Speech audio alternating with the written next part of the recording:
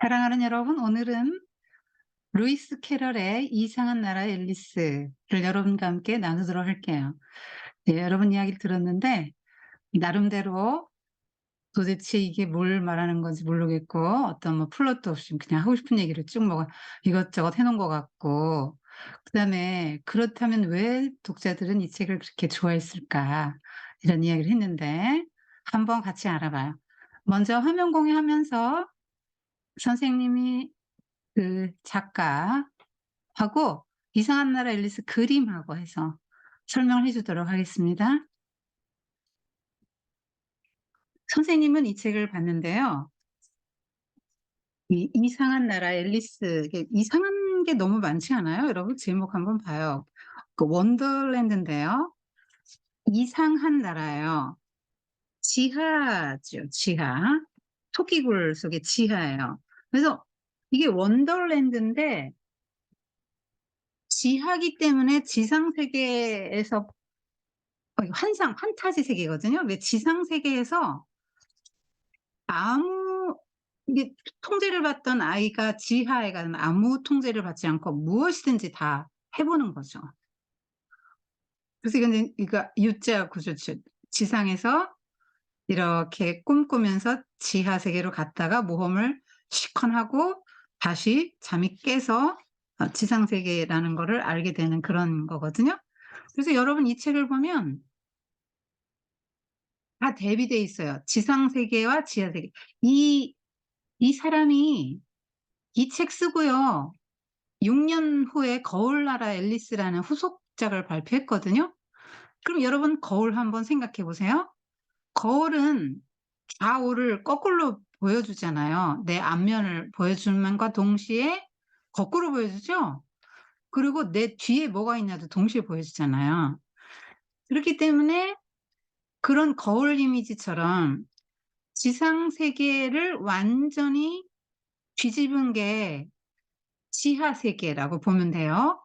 그리고 내 뒤에 있는 것도 보여준다 그랬죠? 그러니까 나의 뒷면, 나의 그러니까 내면 깊숙한 곳, 지하 그러면 토끼굴이라고 했지만 진짜 조그만 토끼굴이 아니고 지하 세계, 그러니까 어떤 무의식의 세계로 깊이 깊이 들어가는 거죠. 그러니까 떨어지고 떨어지고 또 떨어졌다 이렇게 할 때는 깊은 자기의 내면 속에 무엇이 어떤 욕망들이 들어있다 하는 거잖아요. 얘는 얼마나 당당합니까? 그때 당시 막 도덕, 교훈 지배적인 시대에 얘는 그런 거 하나 없어요. 얼마나 자유로운지 모릅니다. 예절 그런 거 뭐 안 갖추잖아요. 자기 할 말 딱딱 하지요. 예. 하여튼 지상 세계에 완전히 다 뒤집어졌다는 걸 알면 돼요. 지상 세계에서는 굉장히 어떤 뭐 합리적이라면 여기는 합리적이지 않아요. 지상 세계 현실이고 여기는 꿈이에요. 지상 세계는 언어의 의미가 다 있잖아요. 그런데 여기 지하에서는 의미가 없어요. 다양한 의미로 막 이것 이렇게도 쓸 수 있고 저런 얘기도 하고 의사소통이 좀 잘 안 되죠. 그 지상 세계는 항상 통제를 받지만 여기서는 해방되고 굉장히 자유로워요. 지상 세계는 질서가 있지만 지하 세계는 무질서하죠. 혼란스럽다 이 말이에요. 그리고 목적이 있는데 지하는 목적이 없고, 지상 세계는 아이들의 일상에서는 지루한데 여기 지하 세계에서는 모험이 있으니까 익사이팅하죠. 그래서 이 지상 세계에서 정상인 게 지하 세계에서는 비정상이 되는 거예요. 그래서 비정상 세계에서 지하 세계에서 경험을 하다 보니까 얘가 이 정상인 것이 너무 지루하고 재미없게 느껴지는 거예요. 그래서 이런 대비 구조로 되어 있다. 지상 세계와 지하 세계 대비 구조로 되어 있는데 지하 세계는 왜 이상하냐? 너무 이상한 게 많잖아요. 먹거나 마시면 막 갑자기 몸이 커졌다 작아졌다 막 멸종한 동물들도 살아나서 말하죠. 애벌레, 동물 막 그런 괴물하고 이야기하잖아요. 툭 하면 공간이 바뀐다든가 뭐 장미를 칠한다. 뭐 어떻게 장미를 칠하면 또 바뀌겠어요? 장미 색깔을 바꾸잖아요. 빨간색. 또 막 그 도대체 수수께끼도 많이 나오고 말장난도 굉장히 많고, 고양이는 막 더 괴상하잖아요. 뭐 사라졌다가 뭐 웃는 뭐 미소만 남는다든가 뭐 이런 뭐 희한한 게 많이 나오죠.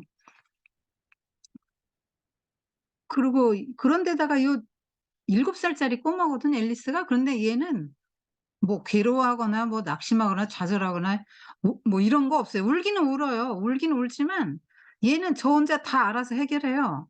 뭐 누구 어른을 찾는 것도 아니고 음 자기 혼자 알아서 다 합니다. 직접 막 여기저기 찾아가고 뭐 그다음에 뭔 일 벌어질까 궁금해하고 친구도 사귀고 자기 의견을 분명히 말하죠. 그래서 주체적 독립적인 여성을 그려내고 있습니다.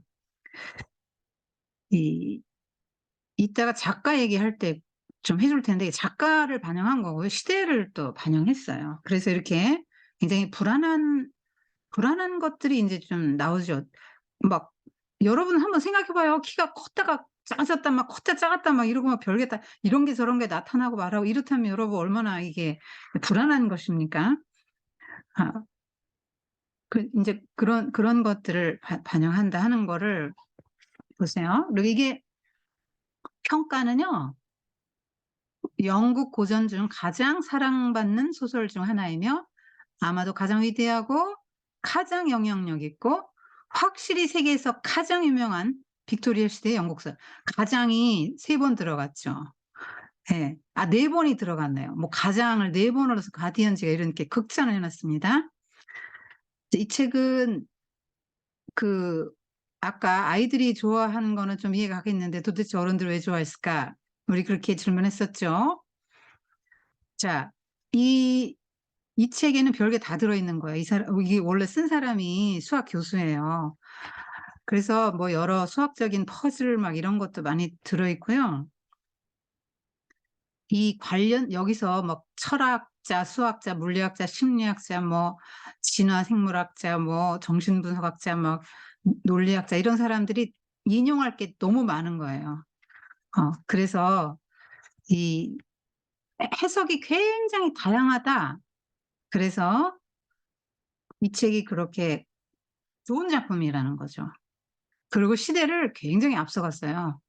선생님이 볼 때 이 책은 굉장히 포스트 모던적이고 인본주의적인데 포스트 모던이라는 게 뭐냐면 여러분 어려운 말이 나와서 미안한데 모던 근대 사회의 모든 질서와 권위와 모든 것들을 완전히 해체시키고 전복시킨 뒤집는 거예요. 그래서 질서도 없고 예 권위도 인정하지 않고 뭐 이런 흐름이거든요. 근데 여기에 앨리스에 그런 게 좀 나와요. 그다음에 채셔 고양이한테 묻잖아요. 지금 묻는 장면이죠. "나 어디로 가야 돼?" 그러니까 네가 가고 싶은 데로 가." 이렇게 말하잖아요. 아이 여러분 내가 가고 싶은 데로 가면 어떡해요. 우리는 다 물어야죠 누구한테. 하나님한테. 그렇기 때문에 이거 인본주의적인 책이다. 그렇게 보는 거죠. 근데 굉장히 이 상상력을 키워주고요 이 책이. 인간의 본성에 어떤 욕망들이 들어 있는지를 보여주고요. 이게 상상력이라는 게 뭐냐면 "이게 맞아? 한번 생각해 봐." 하고 확 뒤집어 주는 거거든요. 그래서 여러분의 상상력을 좀 키워 줘요. 그리고 어쨌든 이게 모험이잖아요. 그래서 모험이 끝나면 애들은 변화되죠. 성장합니다. 그래서 뭐가 인제 성장했고 뭐가 달라졌나 여러분 한번 생각해 보세요. 그리고 여기서 인제 그래서 애들이 막 너무 좋아하고 어른도 좋아하니까 막 수많은 파생 작품이 나옵니다. 연극, 영화, 드라마, 뮤지컬, 애니메이션 막 이래 가지고 굉장히 많은 이런 그 파생 작품이 나왔어요. 애들이 너무너무 좋아합니다. 그 그 당시에 빅토리아 그 시대에 이 아이들이 되게 이렇게 순종적이고 도덕적으로 이렇게 그렇게 자랐거든요, 애들이. 음. 굉장히 어떻게 보수적이죠. 점잖게 그냥 아이들은 어른들에게 인제 이런 식으로 앨리스처럼 이렇게 막 따박따박 말 못해요. 그렇게 교육을 받았단 말입니다. 그런데 그런 것에 전혀 개의치 않잖아요. 얘는 막 예절 뭐 그런 거 별로 신경 안 씁니다. 그냥 하고 싶은 말 다 합니다. 그러니까 당시에 예법을 중시하는 그 빅토리아 시대의 그런 사회상을 말하자면 뒤집어 엎는 거죠. 예. 뒤집어 엎는다. 이게 전복 이런 표현을 씁니다.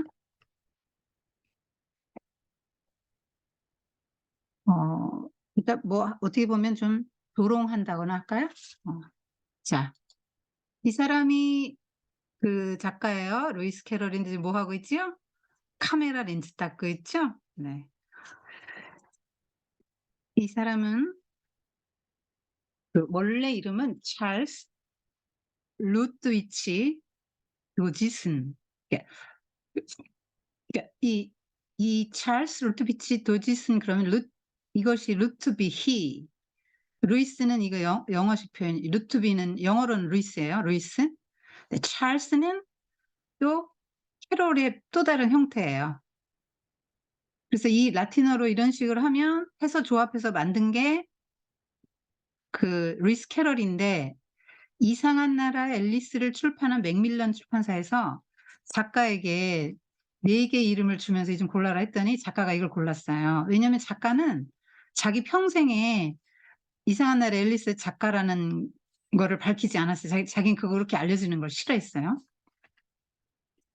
이 사람은 1832년에 영국 채셔 지방에서 태어났고요.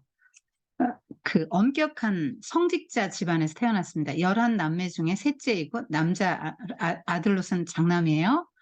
그래서 16년 동안 그 사제 사택에서 생활했습니다. 아버지가 성공의 지역 교구의 주임 사제였다 그래요. 그러니까 굉장히 그 엄격했겠죠. 아, 그러면서도 유복한 가정이었다 그럽니다. 사립학교 리치먼드 스쿨에 11살 때에 들어갔고요. 12살 때 아까 거기서 케이트라는 교사를 만났는데 그 수학적 재능을 잘 키워줬다 그럽니다. 그다음에 럭비 학교도 나왔고요. 옥스퍼드의 크라이스트 처치 컬리지를 졸업했는데 수석 졸업했대요. 5년 만에. 그 굉장히 머리도 좋았나 봐요. 그리고 열심히 공부했겠죠. 근데 17살 때 백일해를 앓았고요. 오른쪽 귀에 이상이 생겼대요. 그래서 백일해는 기침을 아주 심하게 하는 거예요. 그래서 말을 더듬게 됐다는 거예요. 이 옥스퍼드 크라이스트 처치 칼리지를 졸업하고 나서 옥스퍼드대에서 수학을 가르쳤어요. 수학 교수죠. 근데 교수가 말을 하는 직업인데 말을 이렇게 더듬으니까 별로 인기는 없었겠죠? 그리고 성격도 굉장히 내성적이었다 그러고요. 아이들하고 있을 때는 안 그랬대요. 말도 많이 하고 잘하고 그냥 막 모든 수줍음에서 벗어나서 애들하고 있을 때는 막 그렇게 잘 지냈는데, 이상하게 막 어른만 딱 나타나면 갑자기 말을 더듬고 막 이상한 행동을 했다 그럽니다. 그러니까 이 캐롤은 그 어린아이 같은 자아도 있었고요. 또 인제 어른으로서의 그 교수라는 어떤 그런, 또 목회자의 아들, 목사의 아들, 또 그다음에 이 사람도 역시 그 목사가 되기 위해서 공부를 또 했었거든요. 그렇기 때문에 인제 그런 여러 가지 인제 자신의 그런 어른다움, 말하자면 그러니까 본성에는 어린아이다움이 있고요. 사회의 이런 모든 자신의 위상이나 이런 걸 생각하면 그런 어른다움 이 또 필요했잖아요. 그래서 왔다 갔다, 왔다 갔다 했던 것 같아요. 그렇기 때문에 이렇게 키가 컸다 작았다, 컸다 작았다 한 거는 자신의 인제 그런 불안함을 쪼끔 반영했을 것 같고요. 또 역시 옥스퍼드 그 뭐야, 빅토리아 시대에 그 갑자기 막 그 산업이 발달하면서 막 이러면서 굉장히 사회가 굉장히 급변했기 때문에 그런 때 인제 불안도 반영된 책이죠.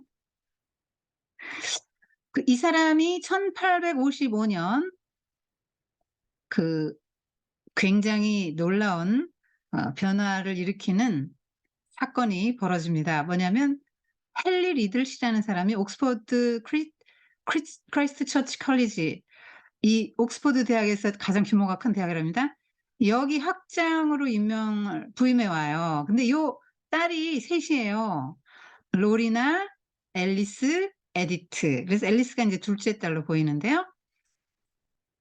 이 그 그래서 이 사람은 원래 요때 어떻게 만났냐면 대성당 사진을 찍으러 갔는데 이 가족을 만난 거예요.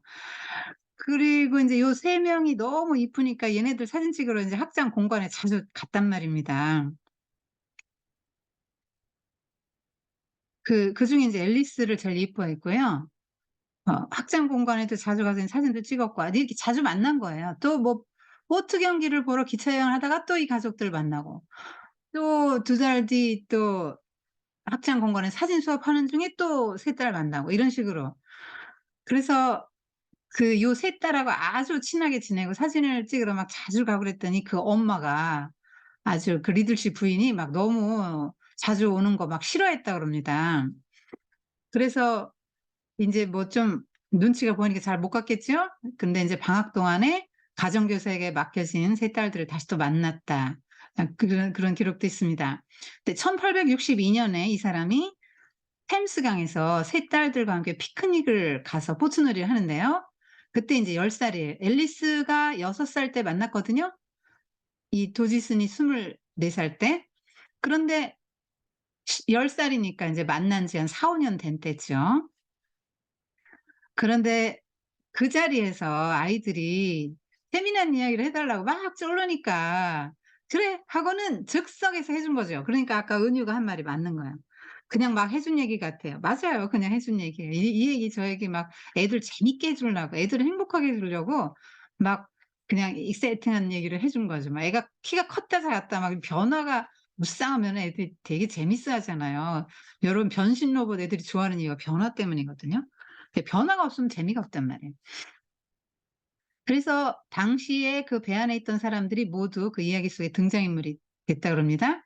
그래서 앨리스 언니 로리는 앵무새, 동생 에스더는 어린 독수리, 보트를 졌던 로빈슨 더거스 신학생이었는데요.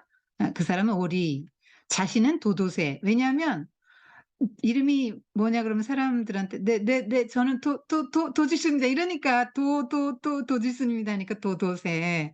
그렇게 했다는 말이 있고요. 뭐 그 외에도 뭐 이 도마뱀 빌은 영국 수상이었던 그 벤저민 디즈벨리. 빌은 벤저민의 약칭이니까요. 또 모세 장수는 당시 발명가였던 카터의 성에서 빌렸다 그럽니다. 카터는 해터로 인제 그 앞에 그것만 바꾼 거죠. 그래서 고런 식으로 했다 그러고요. 근데 이 얘기가 너무 재밌으니까 그 이야기 좀 책으로 좀 써 달라고 막 너무너무 졸랐다는 거야. 아주 끈질기게 졸랐대요, 금닥지. 그러니까 '아 뭐 하여튼 생각해 보겠다.' 했는데 인제 계속 앨리스 너무너무 이뻐하고 사랑하는 앨리스가 이렇게 쪼르니까 그러겠다고 인제 약속을 하고 금방 또 이게 안 돼서 여러 가지 뭐 동물 연구도 하고 뭐 이러면서 막 좀 더 구상하고 나서 쓰고 인제 사파를 맡겼잖아요. 사파도 그려야 되고 하니까 2년 후에야 비로소 인제 선물로 했는데 이렇게 헌사가 여름날 추억 속 아이에게 주는 크리스마스 선물 이랬다 그럽니다. 그리고 인제 이 사람 여기 인제 요 사람의 사진들인데요. 여기 다 여러분 굉장히 그렇게 느껴지지 않아요? 좀 내향적이고 우수적인 그런 인물이죠. 그리고 굉장히 이지적인 인물로 보이잖아요, 대학 교수니까요. 이 사람이 이 사파 그린 작가예요. 사파 그린 사람인데 음 그 이 사람 이름이 뭐냐면 존 테니얼이거든요. 존 테니얼인데 아예 이 캐럴이 이 사람을 고용을 했다 그래요. 그래서 돈을 자기가 줬대요. 원래 책을 출판할 때는 뭐 그림이든 뭐 거기에 뭐 여러 뭐가 지도나 뭐가 들어가든 하여튼 그거 다 출판사에서 하는 거거든요. 그러니까 출판사에서 그림 작가도 섭외해서 하고 하는데 이건 직접 이 사람이 했다는 거예요. 뭐 얼마나 앨리스 시리즈에 막 그렇게 열심히 한 이 사람이 거울나라 앨리스까지 그림 그렸는데요. 참견이 많았대요. 뭐 앨리스 치마 길이까지 간섭을 했다 그럽니다. 그래서 심지어 이 캐니얼은 "아 내가 앨리스 작업 이후로 질려 가지고 비슷한 일을 못 하고 있다." 이렇게 편지까지 할 정도로 그랬다 그럽니다. 근데 이 선생님이 영화도 봤거든요. 근데 그거를 캡처를 못 했어요. 왜냐면 너무 이야기가 달라요, 원본과. 그래서 아직 한 장면도 캡처를 못 했고 그림을 보여줄 건데 이 그림이 오히려 더 '영화보다 더 좋다.' 선생님은 그런 생각이 들어요. 이게 원래 앨리스는 검은 머리 소녀거든요. 그런데 이 테니엘은 메리 힐턴 버드콧이라는 금발 소녀를 모델로 금발로 바꿨는데 그게 더 인기가 좋았죠. 이게 뭐냐면 초판인데요. 챕터 1 이잖아요. 여러분 이 그림을 다 누가 그린지 아세요? 요거 루이스 캐롤이 직접 그리고요. 직접 이렇게 또박또박 쓴 거예요. 성격 나오죠. 대단하지요. 자 이거 전 세계에 밖에 없는 거죠. 이거 해 가지고 2년 써 달라고 막 쪼른 후에 2년 후에 요거를 선물을 했는데 요때는 쪼끔 관계가 안 좋아졌을 때예요. 뭐 왜 안 좋아졌냐면 이 앨리스가 14살 때 이제 그 부모에게 "앨리스와 결혼하고 싶다." 그런 얘기를 했더니 이 말 더듬잖아요. 그리고 18 살이나 나이 차이가 나거든요, 앨리스하고는. 그래 가지고 인제 못 만나게 했어요. 그래서 인제 관계가 만날 수가 있어야지 뭐 못 만나게 했는데 부모님이 못 만나게 했는데 어떻게 만나요. 그래서 이렇게 이건 해서 선물로 주긴 했는데 나중에 요거 인제 앨리스가 진짜 실존 인물이잖아요. 앨리스가 노후 대책으로 이걸 경매에 내놓고 팝니다. 아 전 세계에 한 권밖에 없는 책인데 참 어 이렇게 책 그림을 전부 다 그렸다니까요. 요게 캐롤이 그린 거예요. 캐롤이 요런 소녀를 그렸어요. 흑발이죠? 흑발로 그렸고요. 요건 지금 고슴도치 뭐 이렇게 홍학으로 크로켓 경기하는 장면인가 봐요. 그런데 작가는 요렇게 그렸어요. 어때요? 야 작가답죠. 그림 작가답죠. 훨씬 더 이봐요. 그러니까 출판사에서 '에이 이거 안 되겠다. 다른 사람한테 맡겨라.' 하니까 인제 이렇게 이런 사람을 만나 가지고 이렇게 맡긴 거죠. 이게 초판인데요. 몇 권밖에 없대요, 전 세계에 지금 남은 게. 그래서 막 거의 성배 취급받고 무지무지 비싸다고 그럽니다. 42 장의 그림이 들어갔는데 그림이 좀 많은 편이거든요. 근데 초입부 앨리스가 인제 언니하고 책같이 읽으면서 그거 나오잖아요. "그림도 대화도 없는 책은 싫어. 아 무슨 재미로 이런 걸." 이렇게 말하는 장면이 있죠. 그래서 그림을 더 많이 인제 넣었다 그럽니다. 네 하여튼 뭐 좀 아쉽게 됐지요. 이 너무나 사랑한 앨리스를 이렇게 만나지를 못했으니까. 물론 뭐 몇 번 만나긴 했지만 그 결혼한 후에는 또 전혀 또 더 못 만났다 그럽니다. 아 만나지 않은 거죠. 요거는 인제 초판이에요. 이것이 앨리스의 6살 때 사진인데 거지 소녀예요. 여러분 이거 보면은요. 그 지금 봐도 사진 작가들이 막 감탄할 정도로 이게 너무 자연스럽고요. 세련된 포즈 요렇게 이런 것들을 연출을 하는 거죠. 이게 1800 년대라니까요. 1800 년대 중반이에요. 주로 3 내지 16세 소녀들을 촬영했고요. 이 보세요. 앨리스. 다양한 포즈로 찍었습니다. 흑발이죠? 이쁘죠? 요런 포즈로도 찍었고요.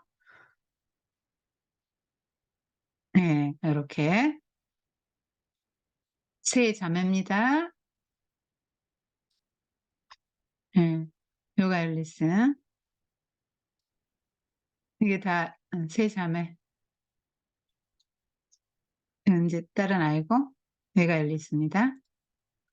요거는 해치라는 비아트리스 해치인데요. 비아트리스 해치 5살 때 이 누드를 찍었어요. 이제 물론 부모님 허락 받고 인제 찍은 거죠.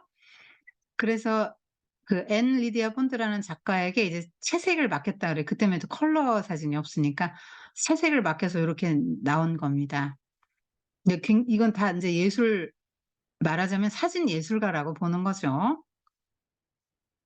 그런데 인제 부모님 입장에서는 막 이런 사진 찍는 거 싫을 거 아니에요. 그러니까 앨리스하고 결혼하게 해 달라니까 인제 "안 된다." 하고 인제 못 만나게 한 거죠. 요거는 20살 땐데 인제 다른 작가가 찍은 거죠. 인제 더 이상 앨리스를 못 만나니까. 요것도 20살 땐데 여전히 이쁘죠. 자 세자매 장성한 세자매. 이게 그러니까 눈을 우리는 보통 정면을 보잖아요. 사진기의 카메라에 그거 초점을 응시하잖아요, 그 카메라 렌즈를. 그런데 시선을 다 다른 데 둬요. 이런 데 보면은 시선을 다른 데 두게 이렇게 하거든요. 이봐요. 다른 데 두죠? 이런 거 보면 요 아이들도 보면은요. 봐요. 시선이 다 다른 데 있잖아요. 그러기 때문에 이게 사진 작가가 이제 뛰어나다는 거예요. 요게 80 세의 앨리스인데요. 예. 세월은 어쩔 수 없지요. 살도 쪘습니다. 배도 나오고. 나이 들면 어쩔 수 없는 것 같아요. 그렇게 아름다웠던. 예. 이 사람은 결혼을 했고요. 1880 년에 결혼했어요. 아마추어 그라케 선수랑 결혼했는데요. 아들 3 명을 낳았고 2 명은 1 차 대전 때 전사했고요. 1928 년에 남편이 죽자 그 육필 원고 이 하나밖에 없는 그림까지 정성을 다해서 그려 주고 다 그렇게 써준 거를 경매에 넘겼습니다. 그렇게 하고 28 년에 경매에 붙이고 34 년까지 살았으니깐요. 경매에 넘기고 6년 살았네요. 가격은 모르겠지만 어마어마하게 받지 않았을까 생각해요.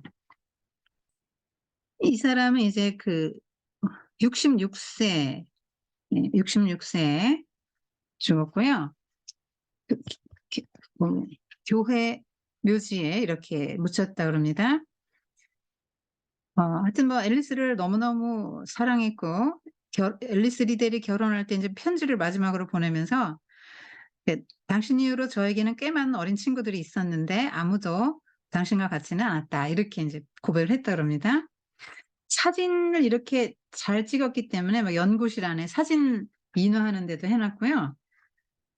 그 덕에 막 3,000 점가량의 이제 인물 사진들을 찍었습니다. 뭐 과학자 뭐 유명한 사람들 뭐 문학인 이런 사람들 사진도 찍었어요. 66 세까지 65 세, 66세 뭐 이렇게 나오는데요.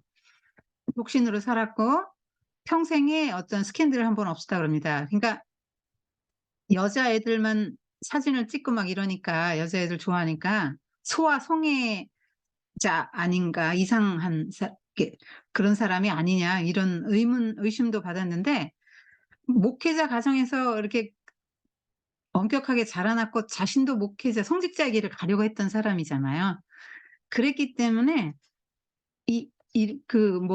그렇게 하진 않았으리라고 보고 앨리스 자신도 자기 몸에 손 한 번 댄 적이 없다고 그렇게 인제 말을 했습니다. 그리고 뭐 아까 베아트리스 해치의 모습 보고 "아니 어떻게 저렇게 누드를 찍냐." 그러니까 "아 이건 다 예술적인 목적에서 찍은 거고 부모님 허락 받았고 본인이 원하지 않으면 아무도 찍지 않았다. 본인이 원하고 부모님이 원했고 그랬기 때문에 한 것이다." 인제 이렇게 말했습니다. 근데 이 사람은 안면 인식 장애가 있었다 그래요. 그래서 사람들의 얼굴을 기억 못해요. 어제 같이 만나서 밥 먹고 그다음 날 만나면 누군지 몰라요. 그래 가지고 인물 사진 촬영에 더 열을 올렸다 하는 그런 썰도 있습니다. 뭐 하여튼 사진은 뭐 한 3,000 장 정도 찍었다 그래요. 대단한 작가죠. 이런 훌륭한 작품을 남겼습니다. 작품으로 보면 되게 인제 위대한 거죠.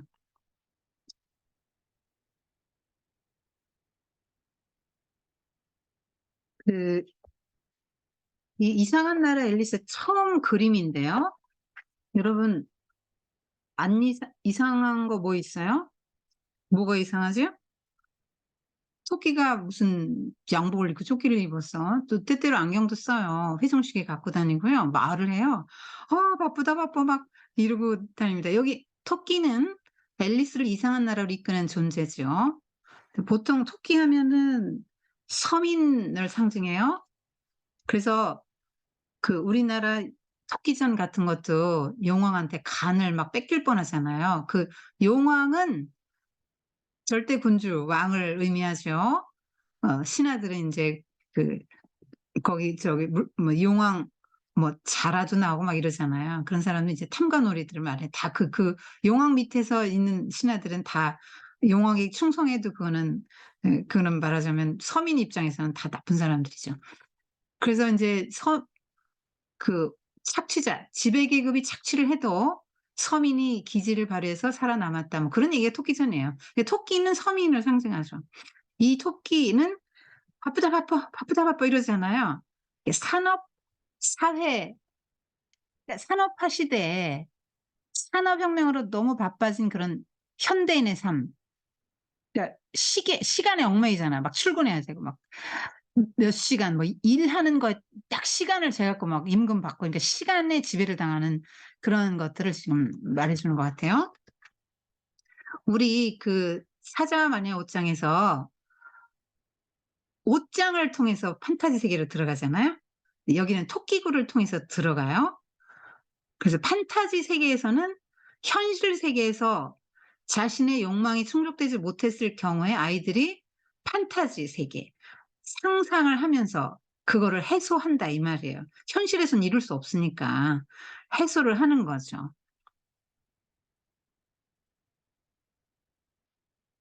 가다가 떨어지는데요. 떨어지는 장면 그림은 없어서 못했는데 떨어졌어요. 근데 계단에서 이게 구르거든요. 그러니까 깊은 우물 같은 계단에서 구르는 게 아니고요. 미안합니다. 깊은 우물 같은 데로 떨어지고 떨어지고 또 떨어졌다 이렇게 나와요. 근데 너무 이상한 게 뭐냐면요. 앨리스가 떨어지면서 우리 같으면 떨어질 때 어떻게 떨어지겠어요? 머리가 이제 무거우니까 머리가 밑으로 가겠죠. 그리고 이제 거꾸로 막 떨어지면 아무것도 못 볼 거 아니에요. 근데 이게 환상의 세계이기 때문에 이건 진짜 떨어지는 게 아니에요. 이건 다 판타지예요. 그래서 선반을 지나면 보니까 막 우물의 양쪽 옆면도 살피고 막 다 살핍니다. 살피면서 떨어져요. 책장과 책꽂이 막 그런 게 많고 지도 그림들이 못에 걸려 있고. 근데 선반을 지나면서 오렌지 마멀레이드라고 꼬리표가 달려 있는 단지 하나를 또 집어들기도 합니다. 아니 여유가 만만합니다. 그리고 이렇게 말하죠. 이렇게 한번 떨어지고 나면 계단에서 구르는 것쯤은 아무것도 아니겠지? 가족들이 나더러 굉장히 용감하다고 할 거야. 이렇게 말하죠. 여러분 정말 그렇습니다. 한번 큰 경험을 하고 나면 그다음에 웬만한 것들은 그냥 쓱 넘기게 됩니다. 그래서 여러분이 경험을 해보는 게 굉장히 중요하죠. 어떤 큰 어려움을 겪은 사람은 그다음에 어떤 일을 당해도 그 처음처럼 어렵게 느껴지지 않거든요. 그래서 이 판타지 세계를 경험한 앨리스는 그런 경험을 해보지 않은 아이보다도 훨씬 낫습니다. 그러고 떨어지고 떨어지고 또 떨어졌다. 대체 언제까지 이렇게 떨어질까 하면서 앨리스가 이렇게 떠드는데요. 이렇게 말합니다. 지금까지 몇 미터나 떨어졌을까? 지구 중심 어딘가에 가까워지고 있을 텐데, 지구 중심은 아마 6,400km 이런 식으로 이게 숫자가 되게 많아요. 뭐 2미터 80cm로 자랐다, 뭐 32cm로 줄어들었다 이런 식으로 수학 교수이기 때문에 이제 이렇게 숫자에 이렇게 민감하게 이렇게 다 해놨습니다. 그러면서 오늘 저녁에 이 티타임 티타임에 그 티타임에 다이너 우리 고양이에게 그거 챙겨줘야 되는데 이렇게 말합니다. 근데 여기서 이렇게 말하거든요. 어, 고양이가 박쥐도 먹나? 고양이가 박쥐도 먹나? 박쥐가 고양이도 먹나? 뭐 이렇게 말합니다. 이게 뭡니까? 캣와 배트를 바꾸는 거죠. 이걸 뭐라 그러냐면 언어 유희라고 그래요. 언어 유희. 말 가지고 말놀이 하는 거예요. 그러니까 C와 D, 배트맨 하잖아요. 여러분, 배트. 예, 박쥐가 고양이도 먹나? 이렇게 말합니다. 이런 것들이 이제 재미를 주는 거죠. 여러분, 말놀이도 이게 되게 재미나는 거거든요.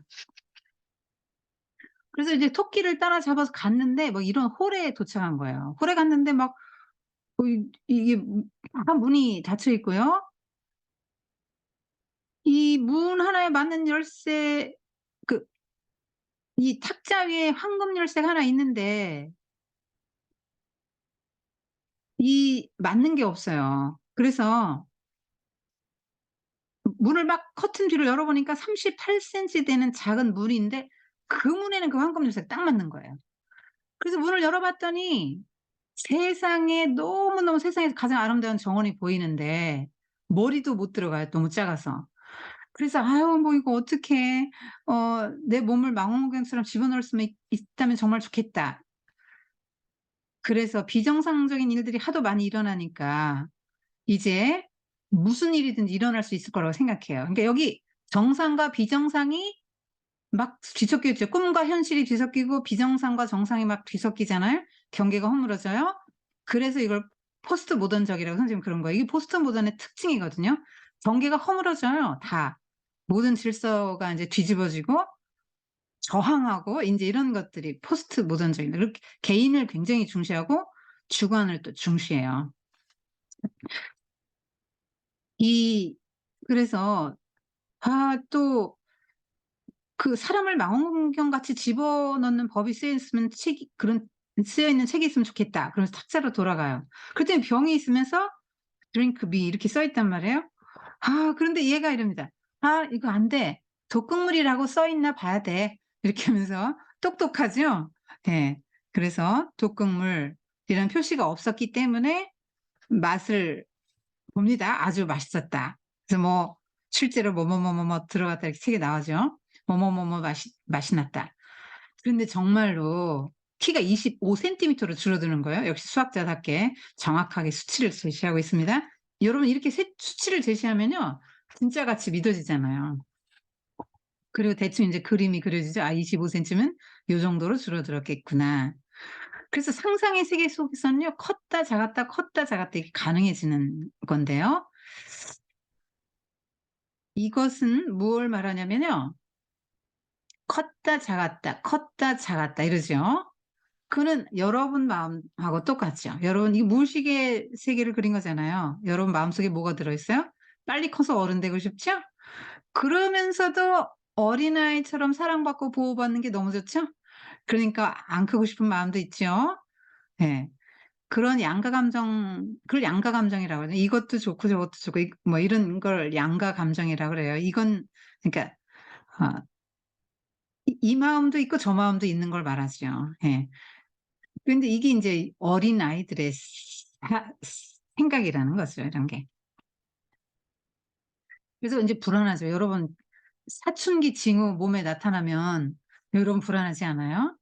네 그런 거 인제 이렇게 좀 들어 있는 거죠. 그 도지슨도 역시 이 캐럴도 어른들하고 있으면 그렇게 불안해 그 막 이상한 짓 했댔잖아요, 말도 안 통하고. 근데 애들하고 있으면 괜찮았다고 했잖아요.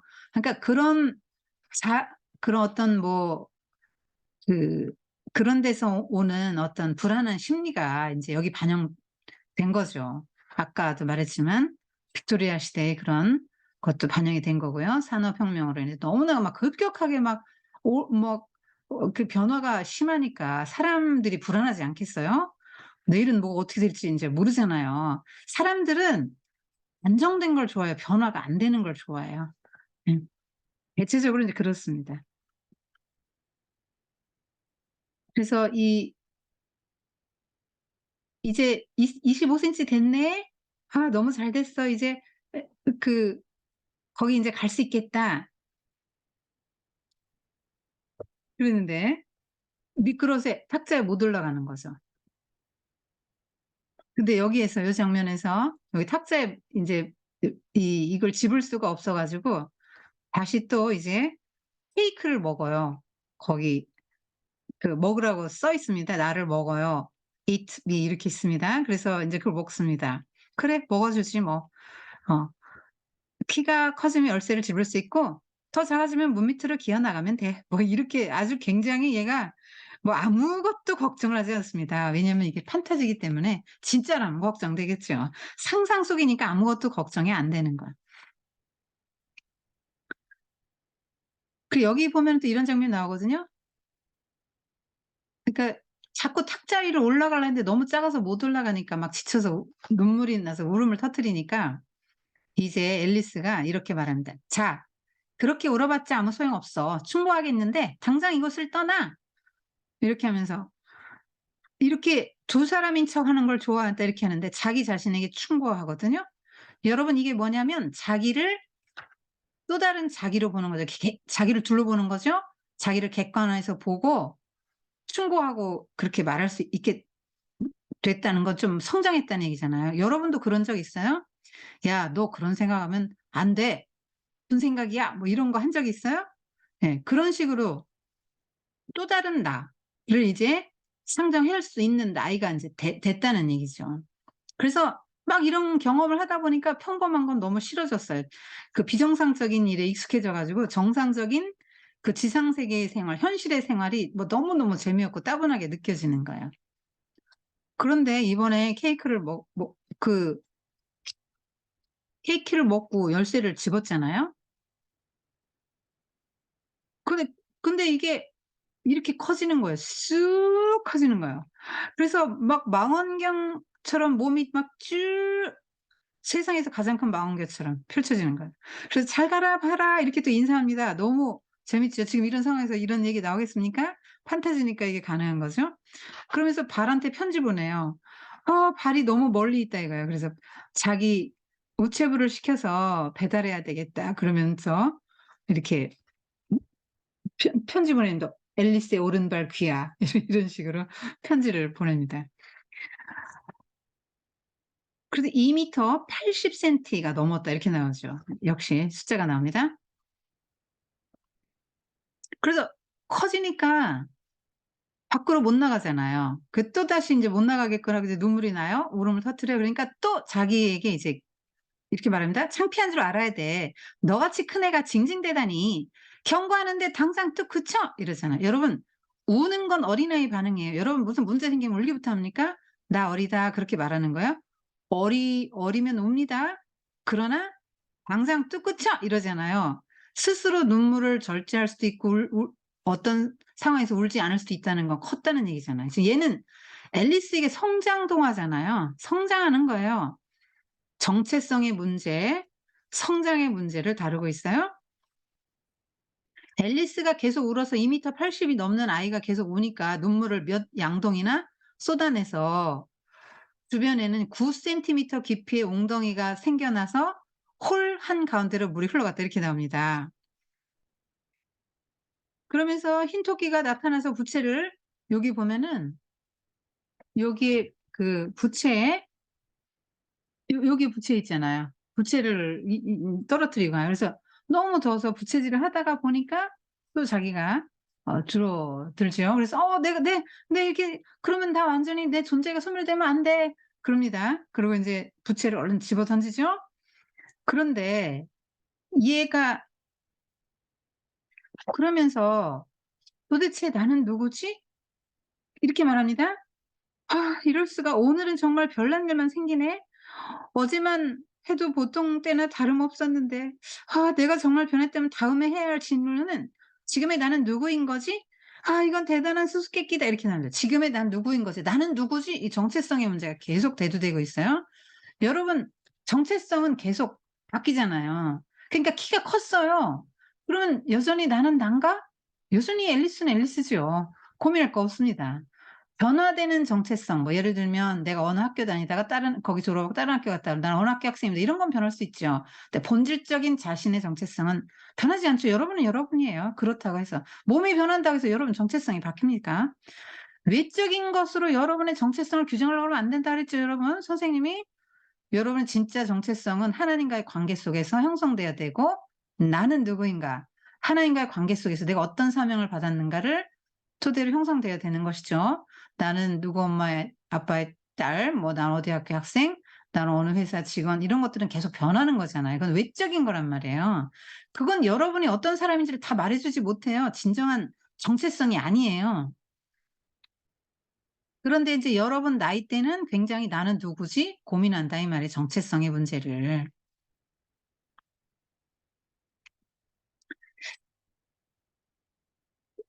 요 장면은 뭐냐면 이 토끼가 떨어뜨리고 간 가죽 장갑 한 짝을 앨리스가 자기도 모르게 끼고 있는 거예요. 그러니까 또 자기 그리고 이제 부채질을 하는데 이게 자꾸 줄어들어서 아까까지만 해도 60 센티였는데 더 줄어들어요. 그래서 내가 몸이 없어지면 안 되지." 그러면서 이제 얼른 부채를 던집니다. 그리고 "야 이제 작아졌으니까 정원 그 아름다운 정원으로 나가 봐야지." 했는데 쭉 미끄러져 첨벙하고 인제 이 소금물에 빠집니다. 이게 무슨 물입니까?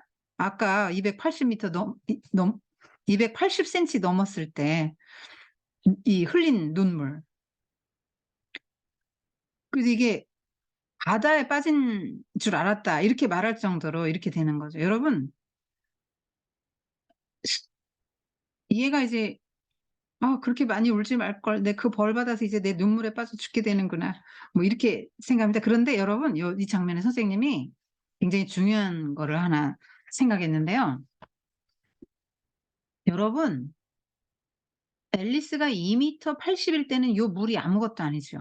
그런데 60 센티에서 훨씬 더 줄어들었잖아요. 계속해서 빠른 속도로 줄어들었기 때문에 지금 몇 센티인가 모르겠어요. 몇 센티로는 여기서는 안 나와요. 근데 여기 보면은요. 쥐가 이만하잖아요. 그러니까 앨리스가 쥐보다 작아졌다는 얘기예요. 굉장히 조그매졌어요. 그러니까 이 작아진 앨리스에게는 이것이 바다같이 느껴지는 거죠. 근데 여러분이 성장해야 될 이유가 있죠. 성장하지 않고 어린애로 머물면 맨날 이렇게 울어야 돼. 맨날 울고 징징 울고 막 이런 조그만 문제 아무것도 아닌 문제도 막 바다같이 큰 파도가 밀려오는 것 같이 어렵게 느껴진다고요. 그래서 여러분은 성장을 꿈꿔야 되고 성장해야 됩니다. 성장을 하면 어떻게 돼요? 많이 잘 먹어야죠. 그리고 시간이 필요하죠. 여러분 선생님 이런 거 자꾸 듣는 거 먹는 거예요. 성경 읽는 거 여러분 먹는 거예요. 그렇게 자꾸 먹어야 여러분이 성장하죠. 성장하면 뭐가 좋아요? 힘이 안 든다니까. 안 울어. 이런 일 가지고 안 울어요, 여러분. 그리고 능력 있게 막 싹 일을 해낼 수 있게 되죠. 어렸을 때 못 보던 거 보게 되고 못 하던 거 하게 됩니다, 여러분. 성장을 꿈꾸세요. 그리고 쥐가 이제 오는데요. 이 쥐하고도 이렇게 말합니다. 앨리스가 지금 쥐를 만났잖아요. 이제 "쥐야 이 웅덩이에서 빠져나가는 방법을 아니?" 뭐 이렇게 하면서 얘기를 하는데 이제 앨리스가 뭐라고 하냐면 "내 고양이는 어디에 있지?" 이렇게 말합니다. 그러니까 막 쥐가 펄쩍 뛰잖아요 놀라 가지고. "아 미안해. 네가 고양이를 좋아하지 않는다는 깜빡 잊었어." 그러니까 쥐가 막 화를 내거든요. "고양이를 좋아하지 않는다고! 내가 나라면 고양이를 좋아하겠니?" 이렇게 말합니다. "그래, 그래. 뭐 아마 안 좋아할 거야." 막 이러면서 "그렇지만 너한테 우리 고양이 다이너를 보여줬으면 좋겠다. 보여주면 너도 고양이를 정말 좋아해." 그러니까 다이너는 정말 귀엽고 얌전한 고양이거든. 고양이 얘기하면서 뭐라 하냐면 그리고 "쥐잡기에는 완전히 선수란다." 요렇게 말하니까 막 얼마나 쥐가 이제 계속 스트레스를 받겠어요. 그래서 막 계속 화를 내면서 "그런 얘기 하지 말라고. 우리 집안은 대대로 싫어한다, 고양이를. 심술궂고 상스럽고 편한 것들이니까. 그 이름도 들먹거리지 마." 이렇게 말하니까 "어 그래 안 할게. 그럼 너 강아지는 좋아하니?" 그러면서 "우리 집 근처에 귀여운 강아지가 사는데 너한테 보여주고 싶어." 어쩌고 저쩌고. "그 아저씨 말로는 100 파운드는 나갈 거래. 쥐란 쥐는 모두 잡아 없앤다나." 이렇게 말하니까 또 쥐를 잡아 먹는다고 하는데 또 누가 좋아요. 그래서 쥐가 도망갑니다. 그래서 여러분 만약의 경우에 친구들이 자꾸 내 곁을 떠나면은 여러분 그 언어에 어떤 문제가 있는지 한번 분석해 보세요. 어 잔디밭이라는 시를 전에 본 적이 있는데 잔디밭이 자기 잔디밭에 아무도 안 들어와요. 근데 왜 안 들어오냐면 그 얼굴에 써 있다는 거야. 표지판 편말이 써 있죠. "들어가지 마시오." 이렇게 써 있어요. 잔디밭에 써 있기 때문에 못 들어가는 거야 사람들이. 근데 잔디밭은 그걸 모르죠. 무슨 얘기예요?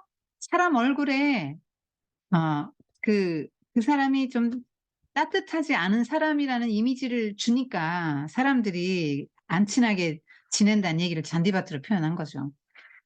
그래서 우리 어린 시절에는 말실수 많이 해요. 여러분도 할 거예요. 그런데 요런 말실수 자꾸 하면서 여러분 배워야 해요. 상대방 중심의 언어. 그러니까 이 앨리스는 아직 어리잖아요. 자기 중심성이 인제 어린아이 특징이잖아요. 그래서 상대방 중심으로 생각할 줄을 몰라요. 지 중심으로 생각하면 강아지 얘기하면 안 되고요. 고양이 얘기하면 안 되지요.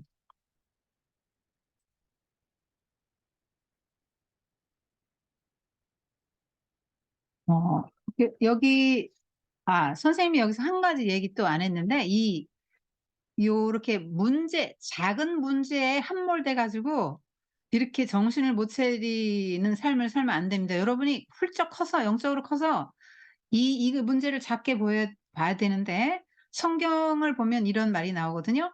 하나님의 저울, 이사야서 이렇게 나와요. 하나님은 손바닥으로 바닷물 헤아리고 뺨으로 하늘을 잰다는 거죠. 땅에 티끌을 뒤에 담고 저울, 명칭으로 산들을, 조금 큰 저울로 산을 달고 조금 작은 저울로 작은 산을 단다는 거죠. 고라 그에게는 열방은 통에 한 방울 물 같고, 열방이 통에 한 방울 물 같다는 거예요. 온 세상이. 저울에 적은 티끌 같으며 섬들은 떠오르는 먼지 같다. 하나님의 눈으로 보면 그렇다는 거죠.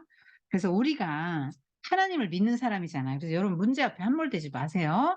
하나님의 눈으로 보고 여러분이 영적으로 성장했을 때 문제가 작게 느껴질 겁니다. 웬만한 거 쓱 감당하게 되고 감정 처리도 금방 하게 되고 웬만한 거 상처 안 받게 됩니다. 그렇게 되면 여러분이 큰 줄 알면 돼요. 근데 어리다 하면은 굉장히 이렇게 상처를 또 뭐 별것도 아닌 일에 받고 막 힘들어하고 그런 거죠. 음. 요거 여러분 잘 기억하세요, 이 장면. 자, 이건 뭐냐면은 코커스 경주하는 거예요. 이 코커스 경주를 하는데 이 코커스는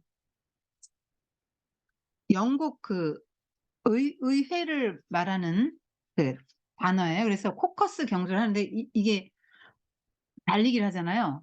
똑같이 원으로 여기는 안 나오고 상 받는 거는 똑같이 얘네들이 우리 못 말리자 하면서 이게 쥐가 막 얘기를 해 줘요. 몸을 말리기 위해서 드라이. 얘네들이 다 빠졌잖아요. 드라이 하기 위해서 쥐가 역사 얘기를 막 해 주니까 얼마나 무미건조해요. 드라이한 얘기를 해 주죠. 이게 언어유희입니다. 그리고 계속 한 방향으로 달리거든요. 이게 한 방향으로만 달리는 거는 그거를 상징하는 거라는 거죠. 의회가 꼬리에 꼬리를 물고 회의만 했지 어떤 그 제대로 된 해결책도 못 내놓으면서 그렇게 그 해결책도 못 내놓고 토론만 한다. 이거를 인제 조롱하는 거죠, 말하자면. 네, 코커스 할 때는 영국 의회, 정당 정치를 뜻하는 말인데 그 그게 인제 이런 거죠. 그다음에 한 방향으로 달리니까 모두가 승자지요. 모두가 승자라고 하면서 모두가 승자예요. 근데 상품은 누가 내요? 앨리스가 내죠. 앨리스가 사탕 내놓잖아요. 그러니까 영국 국회의원들이 어떻게 한다는 거죠? 상품은 애꿎은 국민이 내고 세금은 국민이 낸다 이거죠. 예. 그다음에 이 앨리스는 어떻게 자기가 자기 거 내놓고 자기가 상 받죠, 골무. 예. 그리고 상 앨리스가 주어야 된다고 말은 이렇게 해서 앨리스가 주게 하죠. 꼭 형식적으로는. 예. 그게 영국 의회를 비꼬는 것입니다. 음. 여기 상단 장면이고요. 그리고 또 쥐가 또다시 또 이야기를 이 아이 이 사람들이 쥐 보러 또다시 이야기를 해 달라고 하거든요. 그러니까 쥐가 뭐라고 하냐면 "내가 왜 고와 강을 싫어하는지 말해 주겠다." 고양이와 강아지 인제 말 다 하고 싶지 않아서 고와 강이라고 말합니다. 자, C와 D, 덕, C는 cat. "내가 C와 D를 왜 싫어하는지 말해 주겠다." 그러면서 "길고 슬픈 이야기야." 이렇게 말하거든요. 그러니까 앨리스가 뭐라고 하냐면 "어? 정말 네 꼴이 길구나. 그런데 꼬리가 왜 슬프다고 하니?" 꼬리는 테일이잖아. Tail. 그다음에 슬픈 이야기할 때 Tale 하면 이야기란 말이에요. 그러니까 이것도 언어 유희죠.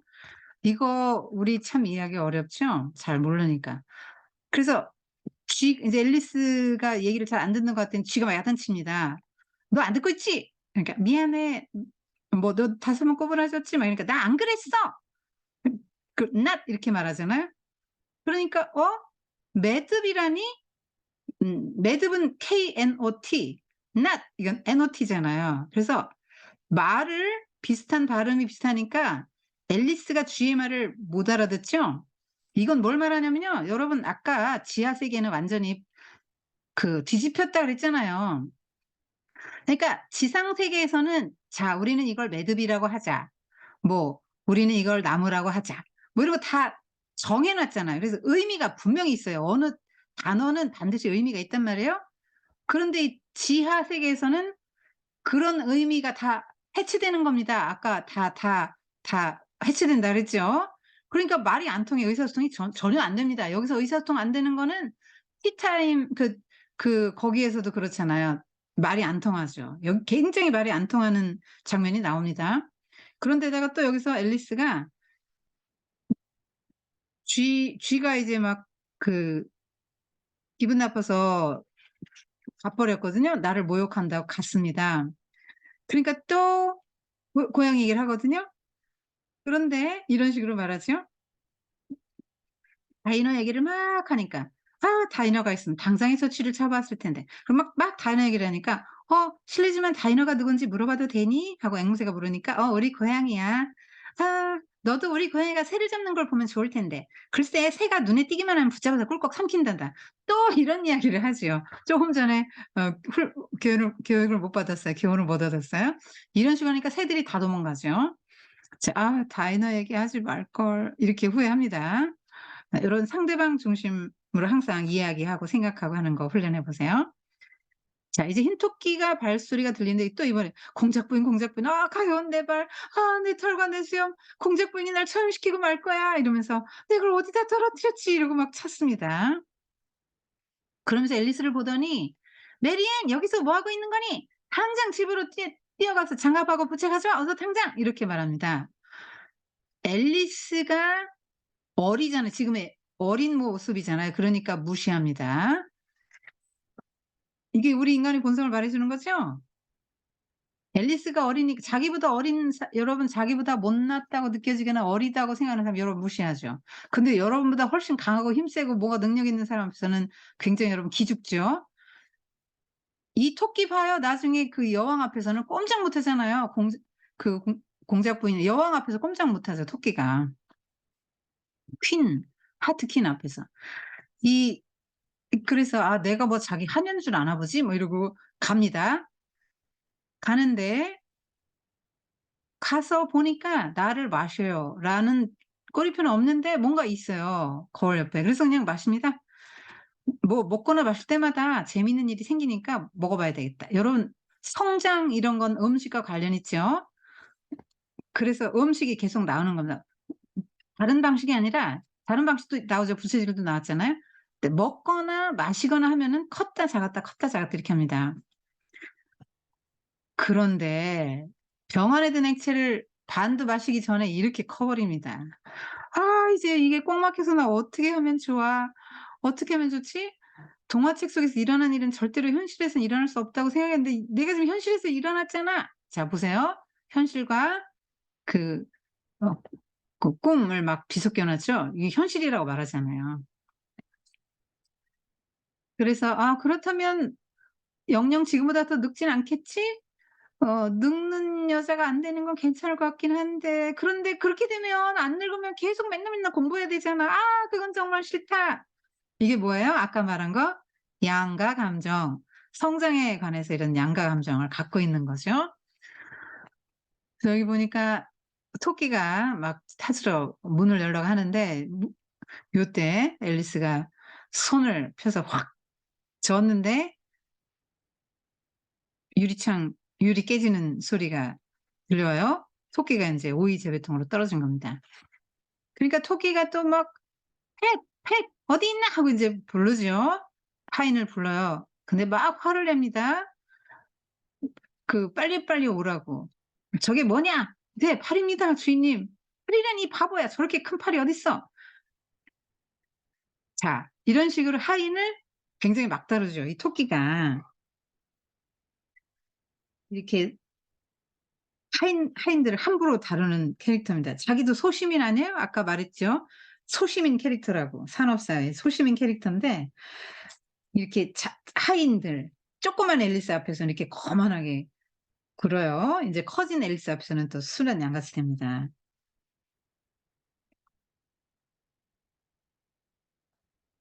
근데 여기는 이제 도마뱀 빌인데요. 이 굴뚝으로 들어가라. 자기를 이제 건져야 되니까 굴뚝으로 들어가라니까 아니 난 안 돼요. 그러면서 빌에게 이제 빌을 보내려고 하죠. 자, 그래서 빌이 떨어지는데 음, 바닥으로 조약돌들이 막 떨어집니다. 비처럼 쏟아져요. 그때 조약돌들이 모두 작은 케이크로 변합니다. 그래서 야, 이거 하나 먹으면 내 키가 변할 거야. 그랬더니 이렇게 작아지기 시작하는 거예요. 자, 이렇게 해서 숲을 갔는데 강아지가 이렇게 커요. 너무 작아져가지고. 그래서 이렇게 생각합니다. 앨리스가 중얼거립니다. 가장 먼저 할 일은 원래 내 키를 되찾는 일이고, 그 다음에는 그 아름다운 정원을 찾아야 해. 그래, 그게 가장 멋진 계획이야. 자, 앨리스는 지금 내가 어떤 상황에 있다. 그래서 나는 지금 무엇을 해야 한다. 무엇을 가장 먼저 해야 된다. 그 다음 뭐 해야지. 이걸 알고 있어요. 여러분, 이게 뭐냐면 상황을 잘 파악하고 있는 거잖아요. 자기가 어떤 사람인지, 지금 뭘 해야 되는지를 알고 있죠. 잘하고 있는지 못하고 있는지 이런 걸 보는 걸 메타인지라고 하거든요. 자기를 객관적으로 바라볼 수 있는 능력이에요. 이거는 성장한 사람만이 가질 수 있는 거예요. 여러분이 막 부모님에게 시키는 것만 하려고 그러면 안 돼요. 그거 여러분이 스스로 힘으로 살아야 됩니다. 생각해서 이런 거. 나는 지금 이런 걸 해야 돼. 아, 이런 생각하고 여러분이 그런 걸 할 수 있어야 돼요. 근데 엄마들이 막 학원으로 돌리니까 엄마 나 그다음엔 뭐 해야 돼? 그다음엔 뭐 해야 돼? 그 여러분 장가 가서도 전화한다. 결혼해서 이제 시집 가서도 엄마한테 전화하고 그러면 안 되지. 음. 이렇게 큽니다. 그래서 요 장난 막대기로 이제 요렇게 장난도 치죠. 자, 그러고 여기서 도망 나와서 애벌레 만납니다. 맨 처음 졸린 음성으로 이렇게 말합니다. 넌 누구냐? 이렇게 하거든요. 여러분, 이게 애벌레요. 애벌레 발이거든요. 발. 발이 근데 여기 담배 피는 것 같으니까 이게 눈, 코, 입 이렇게 보이죠? 여기도 다리 있잖아요. 다리예요. 이렇게 그림을 그린 거예요. 그러니까 아주 존 테니얼이 참 기가 막힌 이 참 그림 작가입니다. 그림이 아주 글을 더 많이 살려줬죠. 그 담배를 피는 게 나오잖아요. 근데 이 담배가 그 이거 보고 이제 물담배라고 하는데 이 후카를 피우는데 이게 아랍 지역에서는 술은 금지돼 있는데 대마초를 피우는 거 허락된대요. 그래서 이 후카에는 여러 개 빨대가 있어가지고 여러 명이 함께 피우는데 이게 이제 유럽에 유행했던 것 같아요. 근데 넌 누구냐 이렇게 묻잖아요. 왜 많은 말 중에서 넌 누구냐 이렇게 물어요? 이게 뭐예요? 정체성의 문제를 계속 다루고 있는 거예요. 그래서 여러분은 청소년기에 나는 누구다 하는 걸 하나님과의 관계 속에서 분명하게 정립을 해야 돼요. 여러분 정체성 문제가 굉장히 중요합니다. 자, 요셉이 아버지 집 야곱의 집에서 팔레스타인 목축왕이죠. 갑부죠. 야곱이. 자, 갑부의 아들로 고생 하나도 안 하고 상속자로 있었어요. 그런데 애굽의 종으로 팔려갔죠. 종이 됐어요. 아, 나 이제부터 애굽의 종이구나. 그 애굽의 종이라는 정체성 안 붙들었습니다. 감옥에 또 갔죠. 누명 쓰고. 그런데 나는 죄수구나. 이 정체성 안 붙들었어요. 그는 끊임없이 나는 하나님의 아들이고, 난 야곱의 상속자고, 나는 하나님이 준 비전이 두 가지가 있는 사람이다. 이거 딱 붙잡았잖아요. 하나님과의 관계 속에서 넌 누구냐? 할 때에 앨리스가 또 너무 당돌하죠. 이거 빅토리 시대 상상할 수 없는 여자, 7살짜리 아이가 당당하게 당신이 누군지부터 밝혀야 된다고 생각해요. 이렇게 말합니다. 아이고, 대단합니다. 어. 그리고 이제 저도 잘 모르겠어요. 뭐 이렇게 말하죠. 내가 저도 몰라요.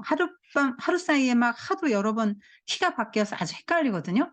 자, 여러분, 외적인 거 가지고 여러분 헷갈리면 안 됩니다. 여러분의 내면의 본질적인 정체성은 바뀌지 않아요. 그거 딱 붙들어야 됩니다. 내가 누군데? 하니까 난 당신이 누군지부터 밝혀야 한다고 생각하는데요. 또 이렇게 말하는 겁니다.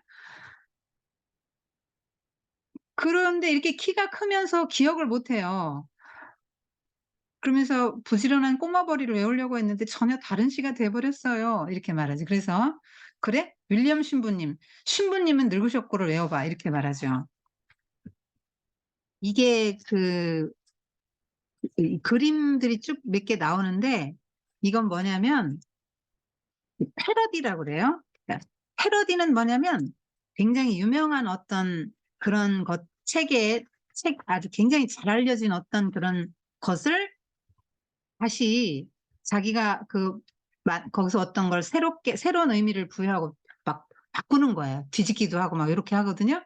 이게 다 그 이야기인데 우리는 몰라요. 영국에서 굉장히 그 유명한 그런 뭐 시나 이런 그 책 같은 거를 그 한 거기 때문에 우리는 이거 몰라요. 이해 못 해요. 그냥 넘어가야 돼요.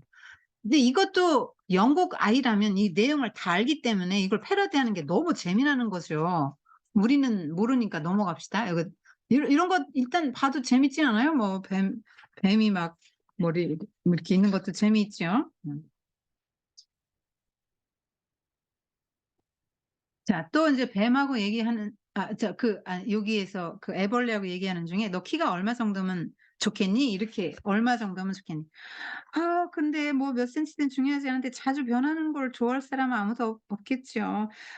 지금 키는 마음에 드니? 글쎄 쪼끔만 컸으면 좋겠어요. 8 센티는 너무 비참한 것 같아요. 왜 8 센티라 그랬냐면 애벌레 키가 딱 8 센티거든요. 그러니까 "정말 딱 좋은 키다." 이러잖아요. 그러니까 이 애벌레는 나름대로 8 센티를 정말로 자랑스러워하고 있는데 나 8 센티 너무 작아. 막 더 크고 싶어." 이러니까 발끈하는 거예요. 이 키에 대해서 어떤 콤플렉스가 있는 거죠. 콤플렉스가 있는데 그걸 건드리면 발끈하잖아요, 사람들이 누구나. 그래서 뭐 부자한테는 "아이 뭐 가진 것도 없는 게" 뭐 이렇게 농담을 해도 하나 문제가 안 되는 진짜 가진 거 없는 사람한테 이 가진 것도 없는 게 그러면 발끈하는 겁니다. 박사한테는 뭐 "이 무식한 게 그런 것도 모르냐." 이렇게 농담할 수 있지만 정말로 무식한 사람한테는 무식한 게 그랬다가는 뭐 다 뒤집어집니다. 여러분 이게 콤플렉스 건드리면 안 돼요, 사람들. 어. 그 딱 좋은 키라고 이렇게 말하죠. 그러면서 버섯을 그러니까 한쪽은 커지고 다른 쪽은 작아진다 이렇게 인제 알려주죠. 근데 선생님 생각에 이제 버섯이 한쪽은 크고 한쪽은 작아지는 거 아는데 이 애벌레는 왜 안 먹었을까요? 자기 키에 그 가장 적당하다고 생각하죠. 뭐 사실 벌레가 막 뭐 1 미터 된다. 이러면 벌레가 막 되겠어요? 예. 그야말로 괴물이죠. 자, 그러니까 8 센티 딱 자기 좋다 이렇게 생각하고 사는 거예요. 그런데 이 벌레는 알려주죠. 커지는 방법, 작아지는 방법 해서 이거 먹으면 커지고 이거 먹으면 작아지니까 자유롭게 커졌다 작아졌다, 커졌다 작아졌다 할 수 있는 게 돼요. 그리고 또 어마어마하게 커집니다. 버섯 먹고 내 어깨는 어디가 가 버렸을까? 내 손아 너희들은 어디 있니? 저 아래에 있는 푸른 것들은 도대체 뭐야?" 그러니까 나무 위로 쑥 올라가 가지고 밑에 맨 파란 잎이 밑으로 보이는 거예요.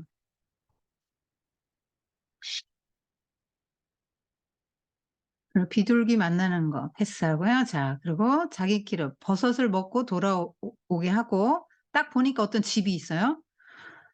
122 센티미터 돼요. 높이를 보니까 122 센티예요. 이게 수학자답죠. 122 센티 높이. 그래서 '저길 들어가려면 이 키를 하고 가면 다들 기겁할 거야. 저길 들어가면 좀 작아져야 되겠네.' 하고 자기 키를 줄여요, 마음대로. 이제는 크고 작고 하는 것에 되게 익숙해지는 거죠. 23 센티미터로 줄입니다. 여기에서는 요 개구리하고 물고기가 나오잖아요. 그거 파충류 이게 양서류죠? 예, 어류와 양서류. 요게 이제 나오는 겁니다. 파충류가 아니고 어류와 영생. 아까 애벌레는 파충류가 되겠죠. 벌레가 곤충류니까 파충류 맞나? 맞는 거지? 자, 그거 잘 모르겠다, 선생님이. 음. 자, 그 여기서는 여왕 폐하께서 보내심 공작 부인을 크로케 경기에 초대한 초대장입니다. 이 초대장을 갖고 왔어요. 여기 보면은 초대장이 이렇게 큰데요. 이 집에 들어가요. 그래서 이 문이 잠겨서 못 들어가는데 안이 너무 시끄러워서 노크 소리를 못 듣는 거예요. 왜 이렇게 시끄러운가. 그래서 앨리스가 공작 부인의 집에 문을 열고 들어가는데 너무 재미있어요. 집 안의 광경이. 이렇게 공작 부인이 정말로 어떤 공작 부인을 보고 그랬는데 역대 가장 못생긴 공작 부인의 얼굴을 첨부했다 그럽니다. 어, 얼굴을 이렇게 좀 이렇게 그로테스크하게 해놓은 거야. 여기 아기는 빼각빼각 울고 있는데 나중에 이 아기가 돼지로 변하죠. 여기 채셔 고양이가 이렇게 웃고 있죠. 원래 실제로 고양이는 이렇게 웃을 수 없대요. 이 근육 구조, 얼굴 근육 구조. 근데 이렇게 채셔 고양이라고 해서 웃는 사람 이런 뜻으로 쓰였다 그럽니다. 채셔 지방에서 그 고양이 모양 조각이나 치즈 틀을 부르던 말인데 채셔 고양이니까 웃지 이렇게 말하죠. 이 하녀는 여기 뭘 들고 있어요? 후추병을 들고 있죠. 그 여러분 이게 후추가 굉장히 이때 당시 비쌌단 말이에요. 사람들이 고기를 그냥 먹다가 후추를 뭐 뿌려 먹기 시작하니까 이거 막 아주 신세계거든요. 그래서 후추의 향신료가 굉장히 이게 비싼데 이거를 인제 무역을 해서 파는 거예요. 그런데 인제 동로마 제국이 이제 오스만 제국에서 망하니까 오스만 제국을 우회하는 새로운 항로를 찾아야 하기 때문에 콜럼버스가 이 향신료 수입을 위해서 인도를 가야 되겠다. 후추의 고향이잖아요. 그래서 인도를 찾아가다가 발견한 게 인제 아메리카 대륙이죠. 그래서 아메리카 원주민을 인도 사람이라고 생각해서 인디언 이렇게 부르는 게 이게 후추예요. 근데 이렇게 멀리 배를 타고 가서 이 배가 뭐 지금같이 안전한 때가 아니에요. 가다가 뭐 죽을 수도 있습니다. 그리고 이 배라는 것을 또 이게 굉장히 많은 비용이 드는 거 아니에요. 배를 이거 몰고 배를 가지고 가서 막 무역을 한다는 게 위험 부담도 있고 굉장히 이게 비용이 많이 드는 문제란 말이에요. 그렇기 때문에 후춧값이 굉장히 비싼데 재채기를 막 할 정도로 후춧가루를 막 너무 많이 뿌리잖아요. 그러니까 귀족들만 쓸 수 있는 이렇게 귀한 후추인데 이렇게 비싼데 재채기 하나로 펑펑 써대잖아요. 이 공작 부이니까 "난 가진 게 돈밖에 없어." 막 이런 느낌이잖아요. 그래서 이 귀족들의 사치에 지금 작가가 야유를 보내는 겁니다. 이게 아이를 안겨주고 인제 여왕 경기에 크리켓 경기에 갔는데 이 아기가 이제 돼지로 변해서 놔줍니다. 그리고 채셔 고양이를 만나요. 아 여기 보면은 또 요것도 이 하녀가요. 뭐 공작 부인과 아기에게 뭐 닥치는 대로 부지깽이 자루달리 냄비 큰 접시 작은 접시 막 다 집어 던집니다. 여러분 이거 있을 수 있는 일입니까? 하녀라는 거는 꼼짝을 못 하는 거예요. 더군다나 공작 부인 아닙니까? 백작보다 더 높아요 공작은. 여러분 불가능한 얘기예요. 그런데 이 지하 세계잖아요. 뒤집어졌죠? 모든 질서가 전복됐다고 하지 않아요? 주인을 겁내지 않습니다. 막 집어 던집니다. 그런 게 인제 좀 나오고요. 또 채쇼 고양이하고의 중요한 장면입니다. "여기서 어느 길로 가야 하는지 가르쳐 줄래?" 이게 뭐라고 대답합니까? 그건 네가 어디로 가고 싶은 거에 달려 있어." "이게 진정 내가 가야 할 길 맞아?" 그럼 너 오늘 어디로 가고 싶은데?" 네가 원하는 대로 가면 돼." 이렇게 말하죠. 여러분 하나님께 물어보세요 여러분. "내가 어느 길로 가야 합니까?" 성경이 뭐라고 말씀하고 있습니까? "나는 길이요 진리요 생명이니." 이렇게 말씀하시죠.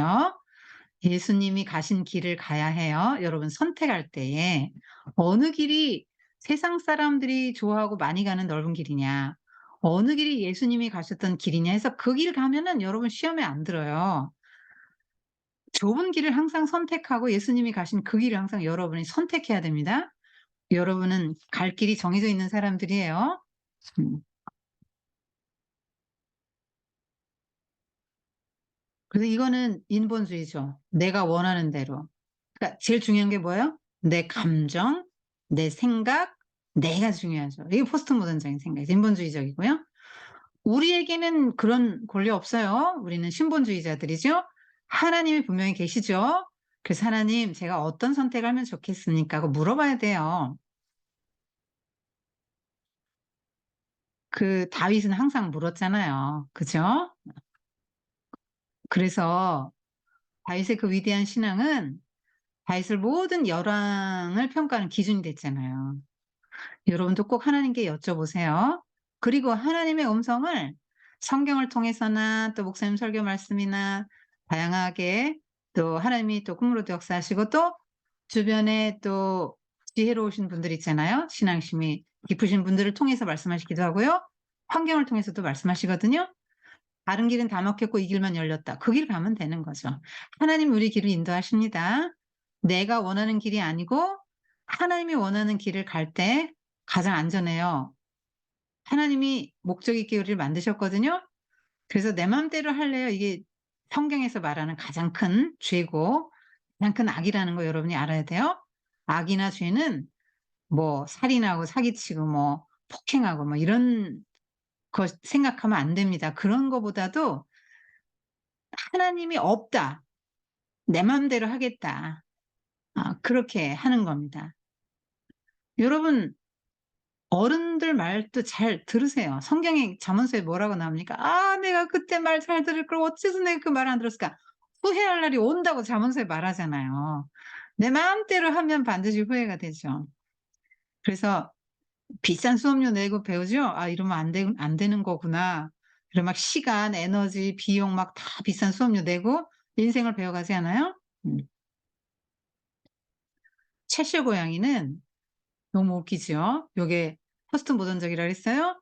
왜냐면 중력을 무시하잖아요. 그리고 뭐 나타났다 사라졌다, 나타났다 사라졌다. 그래서 "아니 너 너무 빨리 나타났다 사라졌다니까 정신이 하나도 없다." 그러니까 그 그 그러면 내가 조용하게, 조용하게 그러니까 "천천히 내가 좀 그렇게 하겠다." 인제 이렇게 말합니다. 그리고 고양이만 제정신 차리고 있습니다. 여기서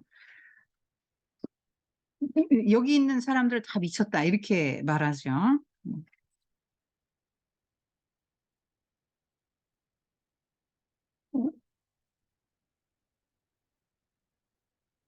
"나도 미쳤고 너도 미쳤다." 이렇게 말합니다. "넌 틀림없이 미쳤다. 안 미쳤으면 여기 왔을 리가 없지." 이런 식으로 다 미쳤다 그럽니다. 아 그리고 "넌 틀림없이 도착하게 돼 있어. 계속 걷다 보면 어디든 닿게 되거든." 이것도 인제 이게 넌센스예요. 내가 어딘가를 가려고 갔거든요. 어딘가를 가려고 갔는데 도착하면 여기가 되잖아요, 그 어딘가가. 그러니까 계속 걸을 수밖에 없는 게 되는 거죠. 그리고 알려줘요. 모자 장수한테 가라고. 3월 토끼 3 월에는 지금은 5 월이니까 3 월처럼은 미쳐 날뛰진 않을 거야. 인제 토끼도 미쳤다고 보는 거예요. 왜냐하면 3 월이 짝짓기철이라 미쳐 날뛰는 것처럼 보인다는 거죠. 그리고 인제 웃음만 천천히 사라지다 보니까 웃음만 남아요. 그러니까 이렇게 말하죠. "세상에 웃지 않는 고양이는 많이 봤지만 고양이 없는 웃음은 처음이야. 고양이 없는 웃음이라니 이렇게 이상한 건 정말 처음이야." 이렇게 말합니다. 신기한 경험들을 많이 하죠. 그리고 버섯을 먹어서 다시 60 센티로 키웁니다, 자기 키를. 여기에 적절하게 하기 위해서. 근데 여기서는 봤는데 자꾸 못 앉게 하죠. 요게 그 당시 영국 귀족들의 풍습이었던 그 체면칠의 다과회를 풍자하는 거예요. 그 포르투갈의 공주가 시집 오면서 그 캐서린이 시집 오면서 중국 차를 갖고 왔거든요. 그래서 유럽에 중국 차가 도입돼서 그 유럽의 왕실을 로부터 시작해서 귀족들까지 요렇게 차를 마시는데 찻잔까지 중국에서 수입한 도자기 막 오니까 굉장히 비싼 거예요. 중국 차에 중국 도자기. 이러니까 귀족 아니면 왕실, 뭐 귀족 아니면 먹을 수가 없습니다. 그래서 귀족들이, 이 사람들은 뭐 할 일 없잖아요. 뭐 일을 해요, 뭐예요. 그러니까 항상 티타임을 갖는 거죠. 그래서 여기에 끼리끼리 모이니까 여 안 껴주려고 하잖아요. 그거 풍자하는 거예요. 그리고 또 이게 미친 티파티 이렇게 나오잖아요. 미친 티파티인데 여기서는 굉장히 또 예의 범절을 중요하게 다루죠. 그게 아마 그 영국 사회, 귀족 사회나 또 혹은 작가 입장에서 리들씨 집에서는 학장의 집이잖아요. 굉장히 이런 예의가 이제 중요하게 다뤄졌겠죠. 그런 것들이 좀 반영된 걸로 보이고요. 이제 무례한 말을 하면 안 돼, 이 자리에서는. 그리고 6시에 멈춰 있잖아요, 시계가. 그때 당시 여러분 영국의 영토가요, 전 세계 5분의 1 정도 됐다 그럽니다. 영국 제국이잖아요. 제국. 힘센 나라가 힘 약한 나라 땅 따먹고 경제적인 정치적인 모든 권리를 갖는 게 그 제국주의라고 하지 않았어요? 예. 그러니까 그 영국이 그런 식으로 전 세계 5분의 1을 먹었단 말이죠. 그러니까 그거 자오선 그 그거를 쭉 이렇게 펼쳐 놓고 보면요. 해가 안 지는 거죠, 영국이. 해가 지지 않는 나라라는 말이 그 거기서 나온 거예요. 그러니까 항상 티타임이 전 세계에서 영국 영토에서는 벌어지고 있었다라고 보면 맞는 거죠. 그리고 이 모자, 타펫인데요. 이 모자는 그 빅토리아 여왕의 남편 알버트 공이 쓰면서 순식간에 이제 신사의 상징이 됐고요. 미국에서도 링컨 대통령이 쓰면서 대유행을 했는데, 이거를 만들 때요, 비버 펠트로 만든다는 거죠. 방수가 돼야 되기 때문에. 근데 여기가 막 그 수은, 질산 수은에 담근다는 거예요, 이게. 그래서 수은 중독에 걸려요. 일본말로 미나마타 병이라고 하죠. 손떨림 현상이요. 그런데 이 손 떨리는 것만이 아니고요. 시력, 청력 다 잃어버리고 막 몸에 경련이 일어나고 우울증도 오고 정신 이상도 온다는 거예요. 그래서 이 모자 장수의 모자는 모자 장수는 미친 모자 장수가 아니고요. 산업재해를 지금 고발하는 거죠. 산업재해 당한 사람이에요. 여러분, 이 사람들 그 일할 수 있는 환경, 작업 환경을 제대로 복지를 안 해놓고 이렇게 일만 시키니까 이렇게 사람들이 다 이렇게 되는 거 아니에요. 그런 거를 통제하고 있는 거예요. 여기서도 그 말을 계속 말이 계속 안 통해요. 이를테면 뭐 "정말 이상한 시계네. 며칠인지만 나오고 시간 안 나오잖아." 그러니까 모제장소 "꼭 시간이 나와야 하나? 그럼 내 시계는 연도도 나오니?" 지금 연도가 문제가 아니잖아요. 시간을 분침 초침이 있어야 되는 거잖아요. 근데 시간이 안 나와. 물론 안 나와요. 하지만 연도는 오랫동안 줄곧 같으니까 굳이 시계에 나올 필요가 없잖아요. "그건 내 시계도 마찬가지야. 그래서 연도가 없는 거야." 이런 식으로. 무슨 말인지 못 알아듣겠어요. 못 알아듣겠다는 말이 그래서 이런저런 말을 여러 가지를 하는데 못 알아듣는 거예요. 말이 안 통해요. 의사소통이 안 돼요.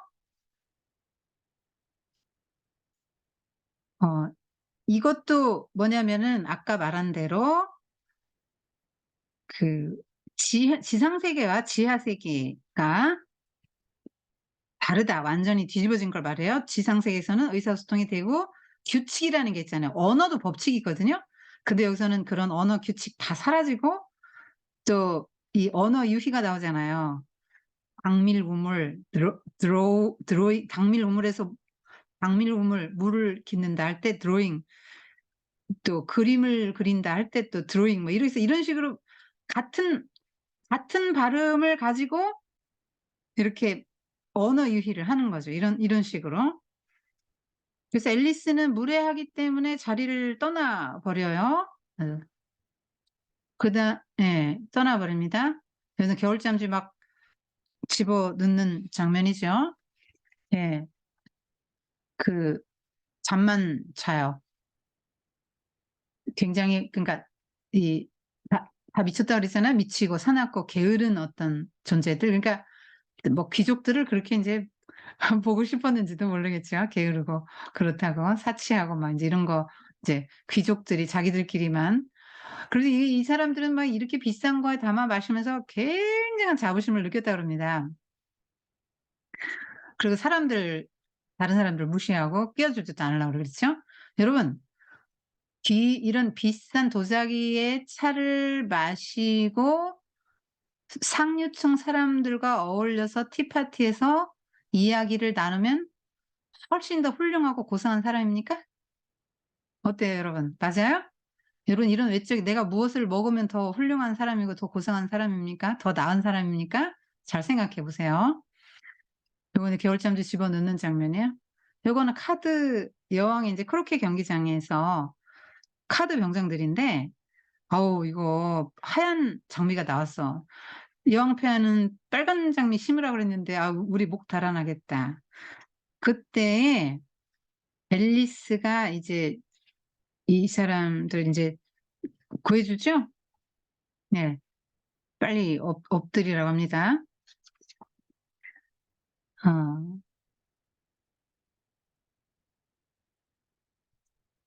자 그때 "얘는 누구냐?" 하니까 하트 제기 모르죠. 그러니까 앨리스에게 묻죠. "내 이름이 뭐냐?" 자 아까 애벌레도 그랬고 이 앨리스 이 하트 여왕도 "내 이름이 뭐냐."고 묻습니다. 정체성을 굉장히 중요하게 생각하는 겁니다. 아까 선생님이 애벌레에서 하나 말을 안 한 게 있네. 지금 생각났는데 여러분 아까 물어야 된다고 그랬죠, 하나님에게. 하나님에게 물으세요. 애벌레 채식고양이에게 물었죠, 앨리스가. 그러면 왜 미물에게 묻습니까?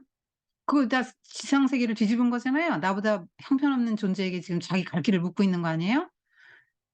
그런 삶을 살면 안 되겠죠. 근데 "이 자들은 누구지?" 하고 다들 엎드리라고 했잖아요. 빨리 땅을 엎드리라고 해서 엎드려 있는데 정원사 3명 지금 이거 들통나면 죽습니다. 그런데 모른다고 말합니다. "제가 어떻게 알겠어요. 그건 저하고는 상관없는 일인데요." 이렇게 말합니다.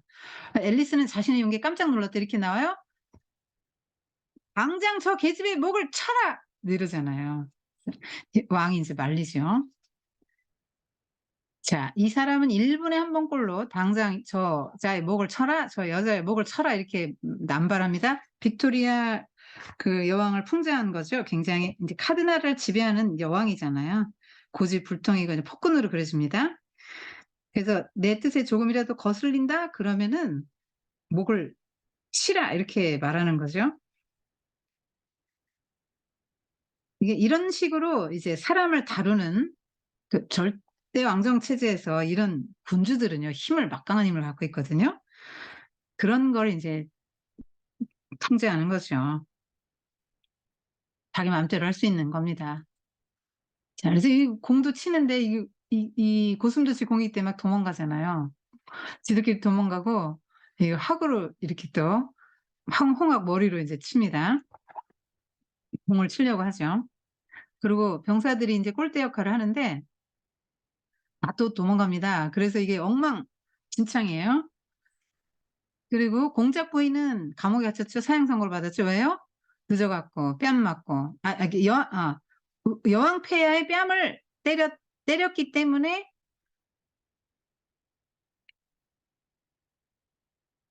여기서 이렇게 나오는데 어 공작 부인이 늦어서 여왕 폐하가 뭐 어떻게 했나 봐요. 그랬는데 여기 보면은 공작 부인이 여왕 폐하의 뺨을 때려서 사형 선고를 받아 이렇게 나옵니다, 책에는. 자 어쨌거나 이 그렇게 경기가 항상 엉망진창이 됩니다. 이런 구조이기 때문에. 그리고 목을 쳐라 하고 하기 때문에 병사들 다 목을 치다 보면은요. "저자의 목을 쳐라. 저자의 목을 쳐라." 이러면 병사들이 지금 살아남을 수 있는 사람이 하나도 없잖아요. 근데 말은 그렇게 했는데 여왕이 딱 가고 나면 왕이 사면 이렇게 하기 때문에 아무도 안 좋아해요. 이게 왜 그러냐면 카드 카드 사회잖아요. 카드 나라잖아요. 그러니까 환상 속의 일이기 때문에 진짜 죽지는 않는 거예요. 그리고 채쇼 고양이만 나타났는데 이게 뭐냐면 채쇼 고양이의 머리만 남았거든요. 저자 채쇼 고양이 목을 치라고 합니다.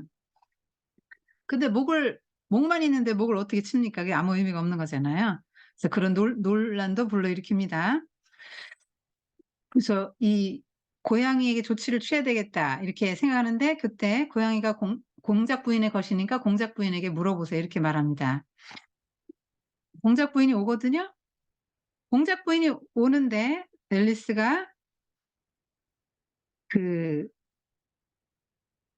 공작 부인과 어떤 대화를 나누냐면 "얘야, 이 말이 주는 교훈이 뭔지 지금은 기억이 안 난다만 금방 생각날 거다." 앨리스가 용감하게 말했다. "아마 아무 교훈도 없을걸요?" 공작 부인이 말했다. "츠츠 얘야, 우리가 몰라서 그렇지 모든 일엔 교훈이 있단다."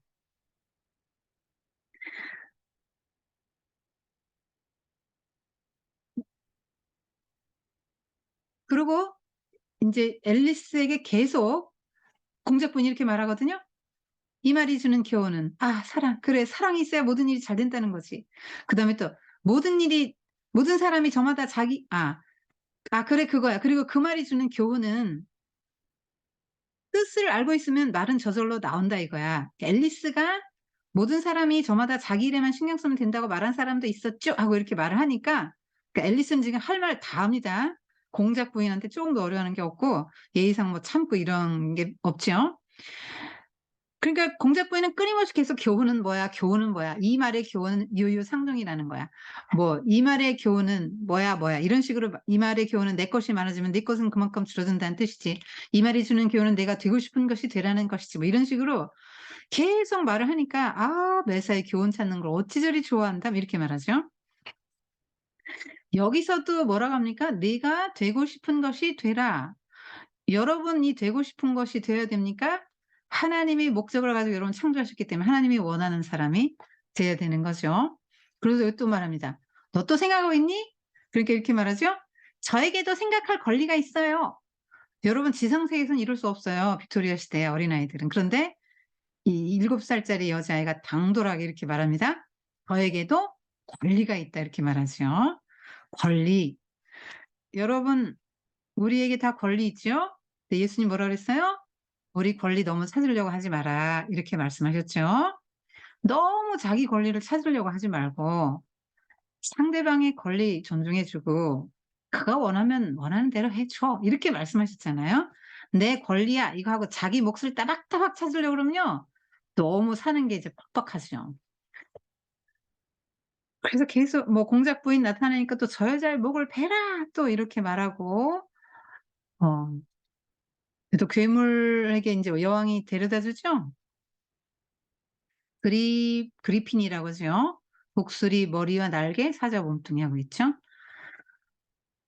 그러니까 이런 게 나타나면 애들 너무 재밌잖아요. 이래서 애들이 좋아하는 거예요. 근데 여기서 그 거북이가 막 뭐 말만 하려고 그러면 이렇게 막 옵니다. 울면서 막 이런 얘기하는데 여기서도 언어 유희가 나오죠. 그러니까 바다에서 거북이 선생님은 늙은 바다 거북이였는데 우리는 바다 거북이를 안 부르고 민물 거북이라고 불렀다. 왜냐면 우리를 가르쳤다. 터투어스와 민물 거북이 터터스니까 비슷하거든요, 발음이. 이것도 언어 유희고요. 그러면 우리 학교 그 수업료 끝에서는 그 "빨래를 배웠다." 뭐 이렇게 말하죠. 수업료 고지서 끝에는 불어 음악, 빨래는 보충 수업 이렇게 쓰여 있다. 이런 것도 다 언어 유희예요. 그다음에 "공부 뭐 했냐?" 뭐 그러니까 비틀거리기와 뒤틀기를 배웠고 산수로는 야망, 창란, 조롱, 추화를 배웠어. 이렇게 말하는데 이게 뭐냐면 읽기, 쓰기, 뺄셈, 나눗셈이 reading, writing, subtraction, division이잖아요. 고거랑 발음이 비슷한 단어들을 갖다가 이렇게 댄 거예요. 그래서 비틀거리기 배웠고 뭐 이런 식으로 말하는 게 그겁니다. 요런 식으로 여기에서도 언어 유희 많이 나오고요. "하루에 몇 시간씩 수업했니?" 첫날은 10 시간, 그 이튿날은 9 시간 그런 식이었지. 그럼 이게 등차 수열 나오는 거잖아요. 이게 하루에 하나씩 줄어든단 말이에요. 정말 이상한 시간표다. 아 그러니까 그걸 수업이라고 하는 거야. 날마다 줄어드니까 말이야. 자 수업은 레슨이지요. 줄어들다도 레슨입니다. 스펠링은 다르지만 이 LESSON 수업 줄어들다 LESSEN 이렇게 되잖아요. 근데 발음은 같아요. 그러니까 "어 그래? 그럼 열 하루째 날은 휴일이었겠네?" "물론 그랬지." "그럼 열 이틀째에는 뭘 했니?" 그러니까 인제 다른 얘기로 화제를 돌리죠. 이런 식으로 하니까 애들이 재밌는 거예요. 이 인제 그다음에 바닷가재 춤추는 거 나오고요. 카트 이거 춤추는 거 이것도요 우리 잘 몰라요. 이것도 이 책에 보면은 되게 재밌게 나오는데 "출래 말래, 출래 말래 함께 춤추지 않을래?" 뭐 이런 식으로 "추기 싫어 출 수 없어, 추기 싫어 출 수 없어 함께 춤추기." 이런 식으로 되게 재밌게 나오는 이것도 다 그 재밌게 패러디해서 만든 거기 때문에 우리는 이거를 잘 이해를 못 해요. 거북이도 이제 그 아 이 개 이 어 아 앨리스가 또 시 외우거든요. "너 게으름뱅이의 목소리를 외워 봐." 그러면서 이렇게 "아 이 생물들은 걸핏하면 명령 내리고 배운 거 외워보라고 하네. 차라리 당장 학교에 가는 게 나을 것 같아." 이게 뭐냐면 앨리스의 본성에 뭐가 들어있는 거예요? 학교 가서 공부하는 게 싫은 거죠. 그런 마음들이 인제 표현되는 거죠. 근데 여기서 뭐 외우는데 순 엉망으로 외웁니다. 그러니까 또 다르다 뭐 이러면서 이런 것들이 다 이게 황당한 시 뭐 이런 얘기 나오는데 요런 게 다 우리는 몰라요. 이 영국 사회에서 가장 이 뭐 유행하던 그런 거기 때문에 그런 노래나 시나 뭐 유명한 문학 작품 뭐 이런 거기 때문에 잘 모릅니다. 그걸 인제 패러디한 거기 때문에. 여기는 마지막 장면인데요. 토끼는 여왕의 그 이거 재판하는 장면에서 이 나팔 불고 재판이 시작되었다는 걸 알리는 역할을 하죠.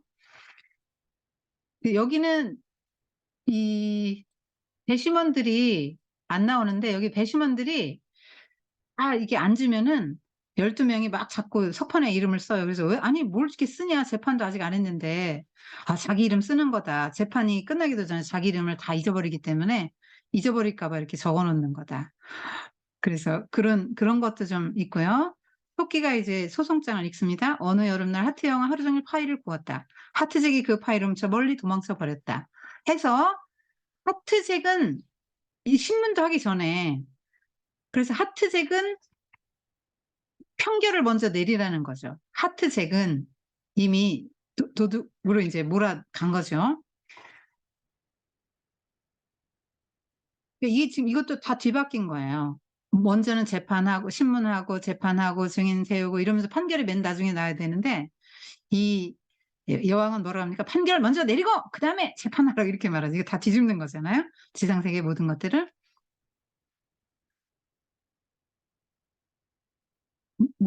모자 장수도 이제 증인으로 나오고요. 앨리스가 마지막에 증인이 되는 장면인데요. 모자 장수가 증인된 장면에서도 언어 유희가 좀 나옵니다. 그 "저를 불쌍히 여겨 주십시오." 인제 그 이 "poor man." 이렇게 나오잖아요. 그랬더니 "너 정말 말 진짜 못하는구나. poor speaker." 이런 식으로 받습니다. 그리고 뭐 차가 어찌나 찰랑대는지 차 타고 와야 할 때 "그래 차는 뭐가 찰랑댄다고? 차로 시작하는 말입니다. 차. T 그러니까 여기 "그래 찰랑대다는 차로 시작하지. 나를 바보로 하나." 이것도 다 언어 유희거든요. T가 TEA가 영어로 T로 시작하잖아요. 그런 식으로 언어 유희가 여기도 나옵니다. 자 이게 마지막 장면인데요. 음 이 다음 증인이 앨리스입니다.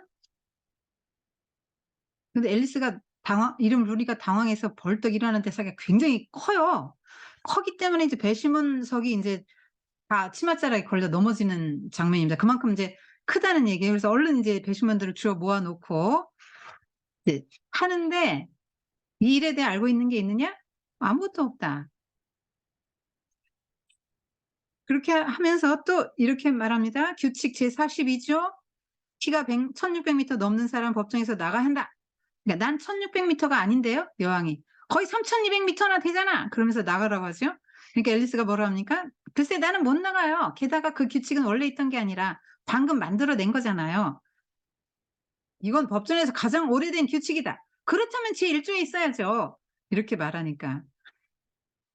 또 뭐 여기 무슨 재판장님 증거가 있는데 방금 누가 이 종이를 주웠습니다. 그래서 종이를 읽으니까 수신인도 없고 아무것도 쓰여지지 않는데 읽어봐라. 그러니까 책은 그건 내가 쓴 거 아니다. 서명도 없다. 그러니까 이렇게 몰아가죠. 끝에 서명이 없다면 내겐 더 불리해. 뭔가 나쁜 짓을 하려고 서명을 하지 않은 거야. 그렇지 않으면 정직한 사람처럼 떳떳이 서명을 했을 거야. 이것으로 유죄가 입증되었군. 이러면서 막 그 왕과 여왕은 유죄로 몰아가죠. 그런데 앨리스가 이렇게 말합니다. 그런 것은 증거가 못 돼요. 뭐라고 쓰여 있는지 아직 모르잖아요. 그러니까 읽어라. 그래서 흰토끼가 이렇게 시를 쭉 읽고 앨리스는 이건 아무런 뜻도 없다. 근데 앨리스는 굉장히 지금 크잖아요. 그리고 몇 분 사이에 아주 이제 커졌기 때문에 겁이 안 나는 거죠. 그래서 여러분 성장해야 된다 그랬죠. 이제는 겁이 안 나요. 그래서 뭐라고 하냐면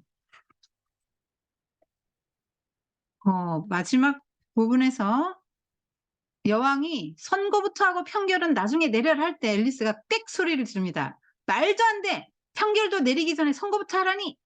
이제 논리죠. 지상세계의 논리로 돌아왔어요. 다 뒤집어진 사회에서. 그러니까 여왕이 저의 목을 쳐라. 그러니까 앨리스가 뭐라 합니까? 누가 무서워할 줄 알아? 너희들은 카드 묶음에 불과해. 하는 순간 볼레키로 돌아왔습니다. 이제 꿈에서 깬 겁니다. 그래서 언니한테 막 이야기를 해줘요. 그랬더니 언니가 뭐라 그래? 아유, 이상한 꿈 꿨네. 작업 시간에 늦겠다. 어서 가렴. 그래서 앨리스는 달려가고 언니는 동생을 보내놓고 어떻게 합니까? 앨리스가 꾼 꿈을 언니도 꿔요. 그러면서 끝에 이렇게 끝나죠?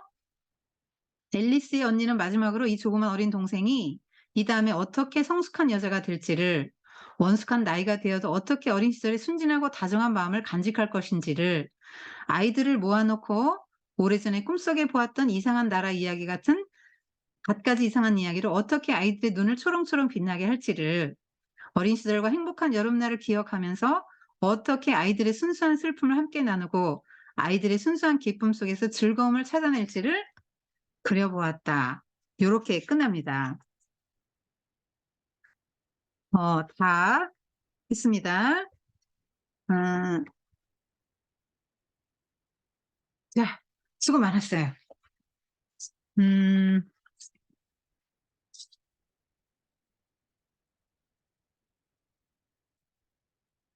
자, 이 책은 아까 선생님 좀 얘기해 준 대로 그런 굉장히 대비되는 구조로 지상세계와 지하세계가 완전히 뒤집힌 걸로 나오는데, 여러분 무슨 얘기를 작가가 하고 싶은 거냐면 이 지상세계의 모든 것이 다 맞는 거야? 하고 한번 생각해 보라는 거야.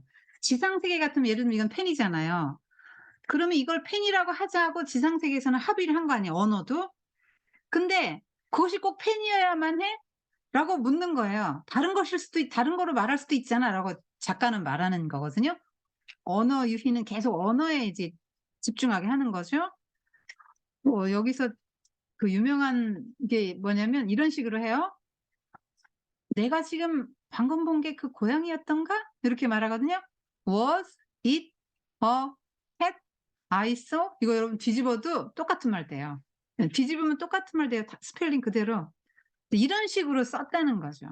굉장히 작가가 머리가 좋은 사람이라는 거 알겠죠?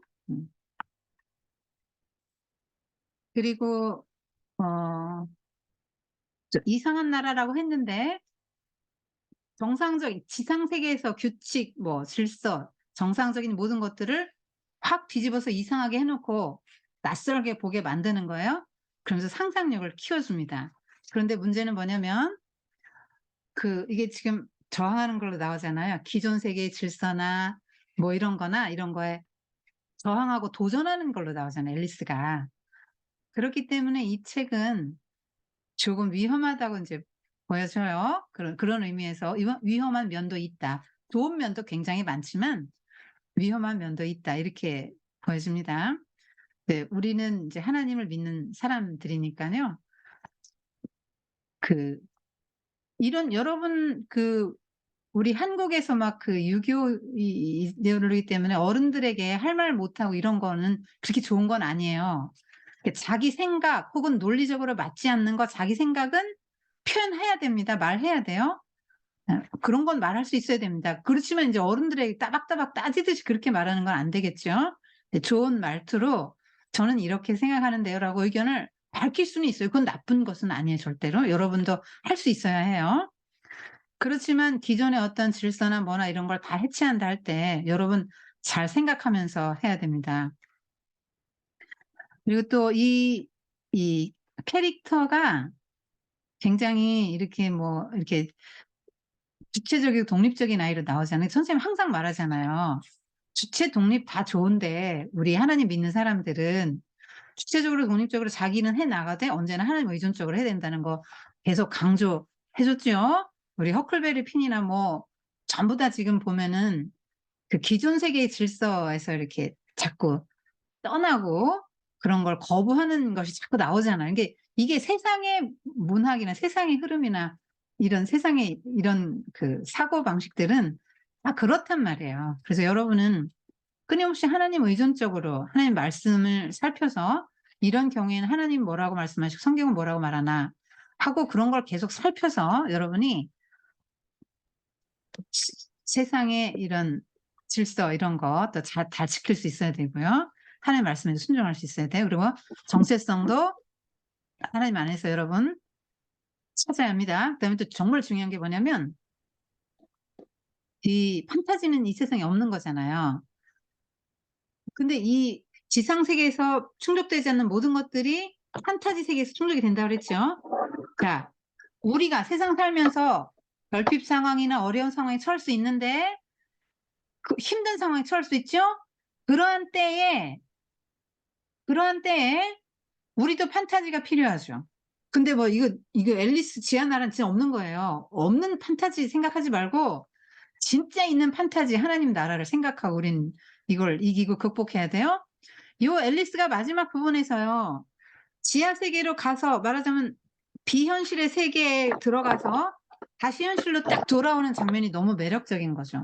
"너희들은 카드일 뿐이야. 너희들은 한낱 환상일 뿐이야." 이렇게 하고 딱 꿈에서 환상에서 깨어나서 현실로 딱 돌아오잖아요. 이 장면은 정말 압권입니다, 여러분. 여러분도 그렇게 구별할 수 있는 분별할 수 있는 그런 사람으로 인제 자라나야 되겠죠. 자, 이제 뭐 시간이 돼서 그냥 그만 정리를 해야 될 것 같아요. 자, 인제 여러분 생각 나누면서 좀 쪼끔 더 해 줄게요. 일단 강의 여기서 마칠게요. 기도하겠습니다.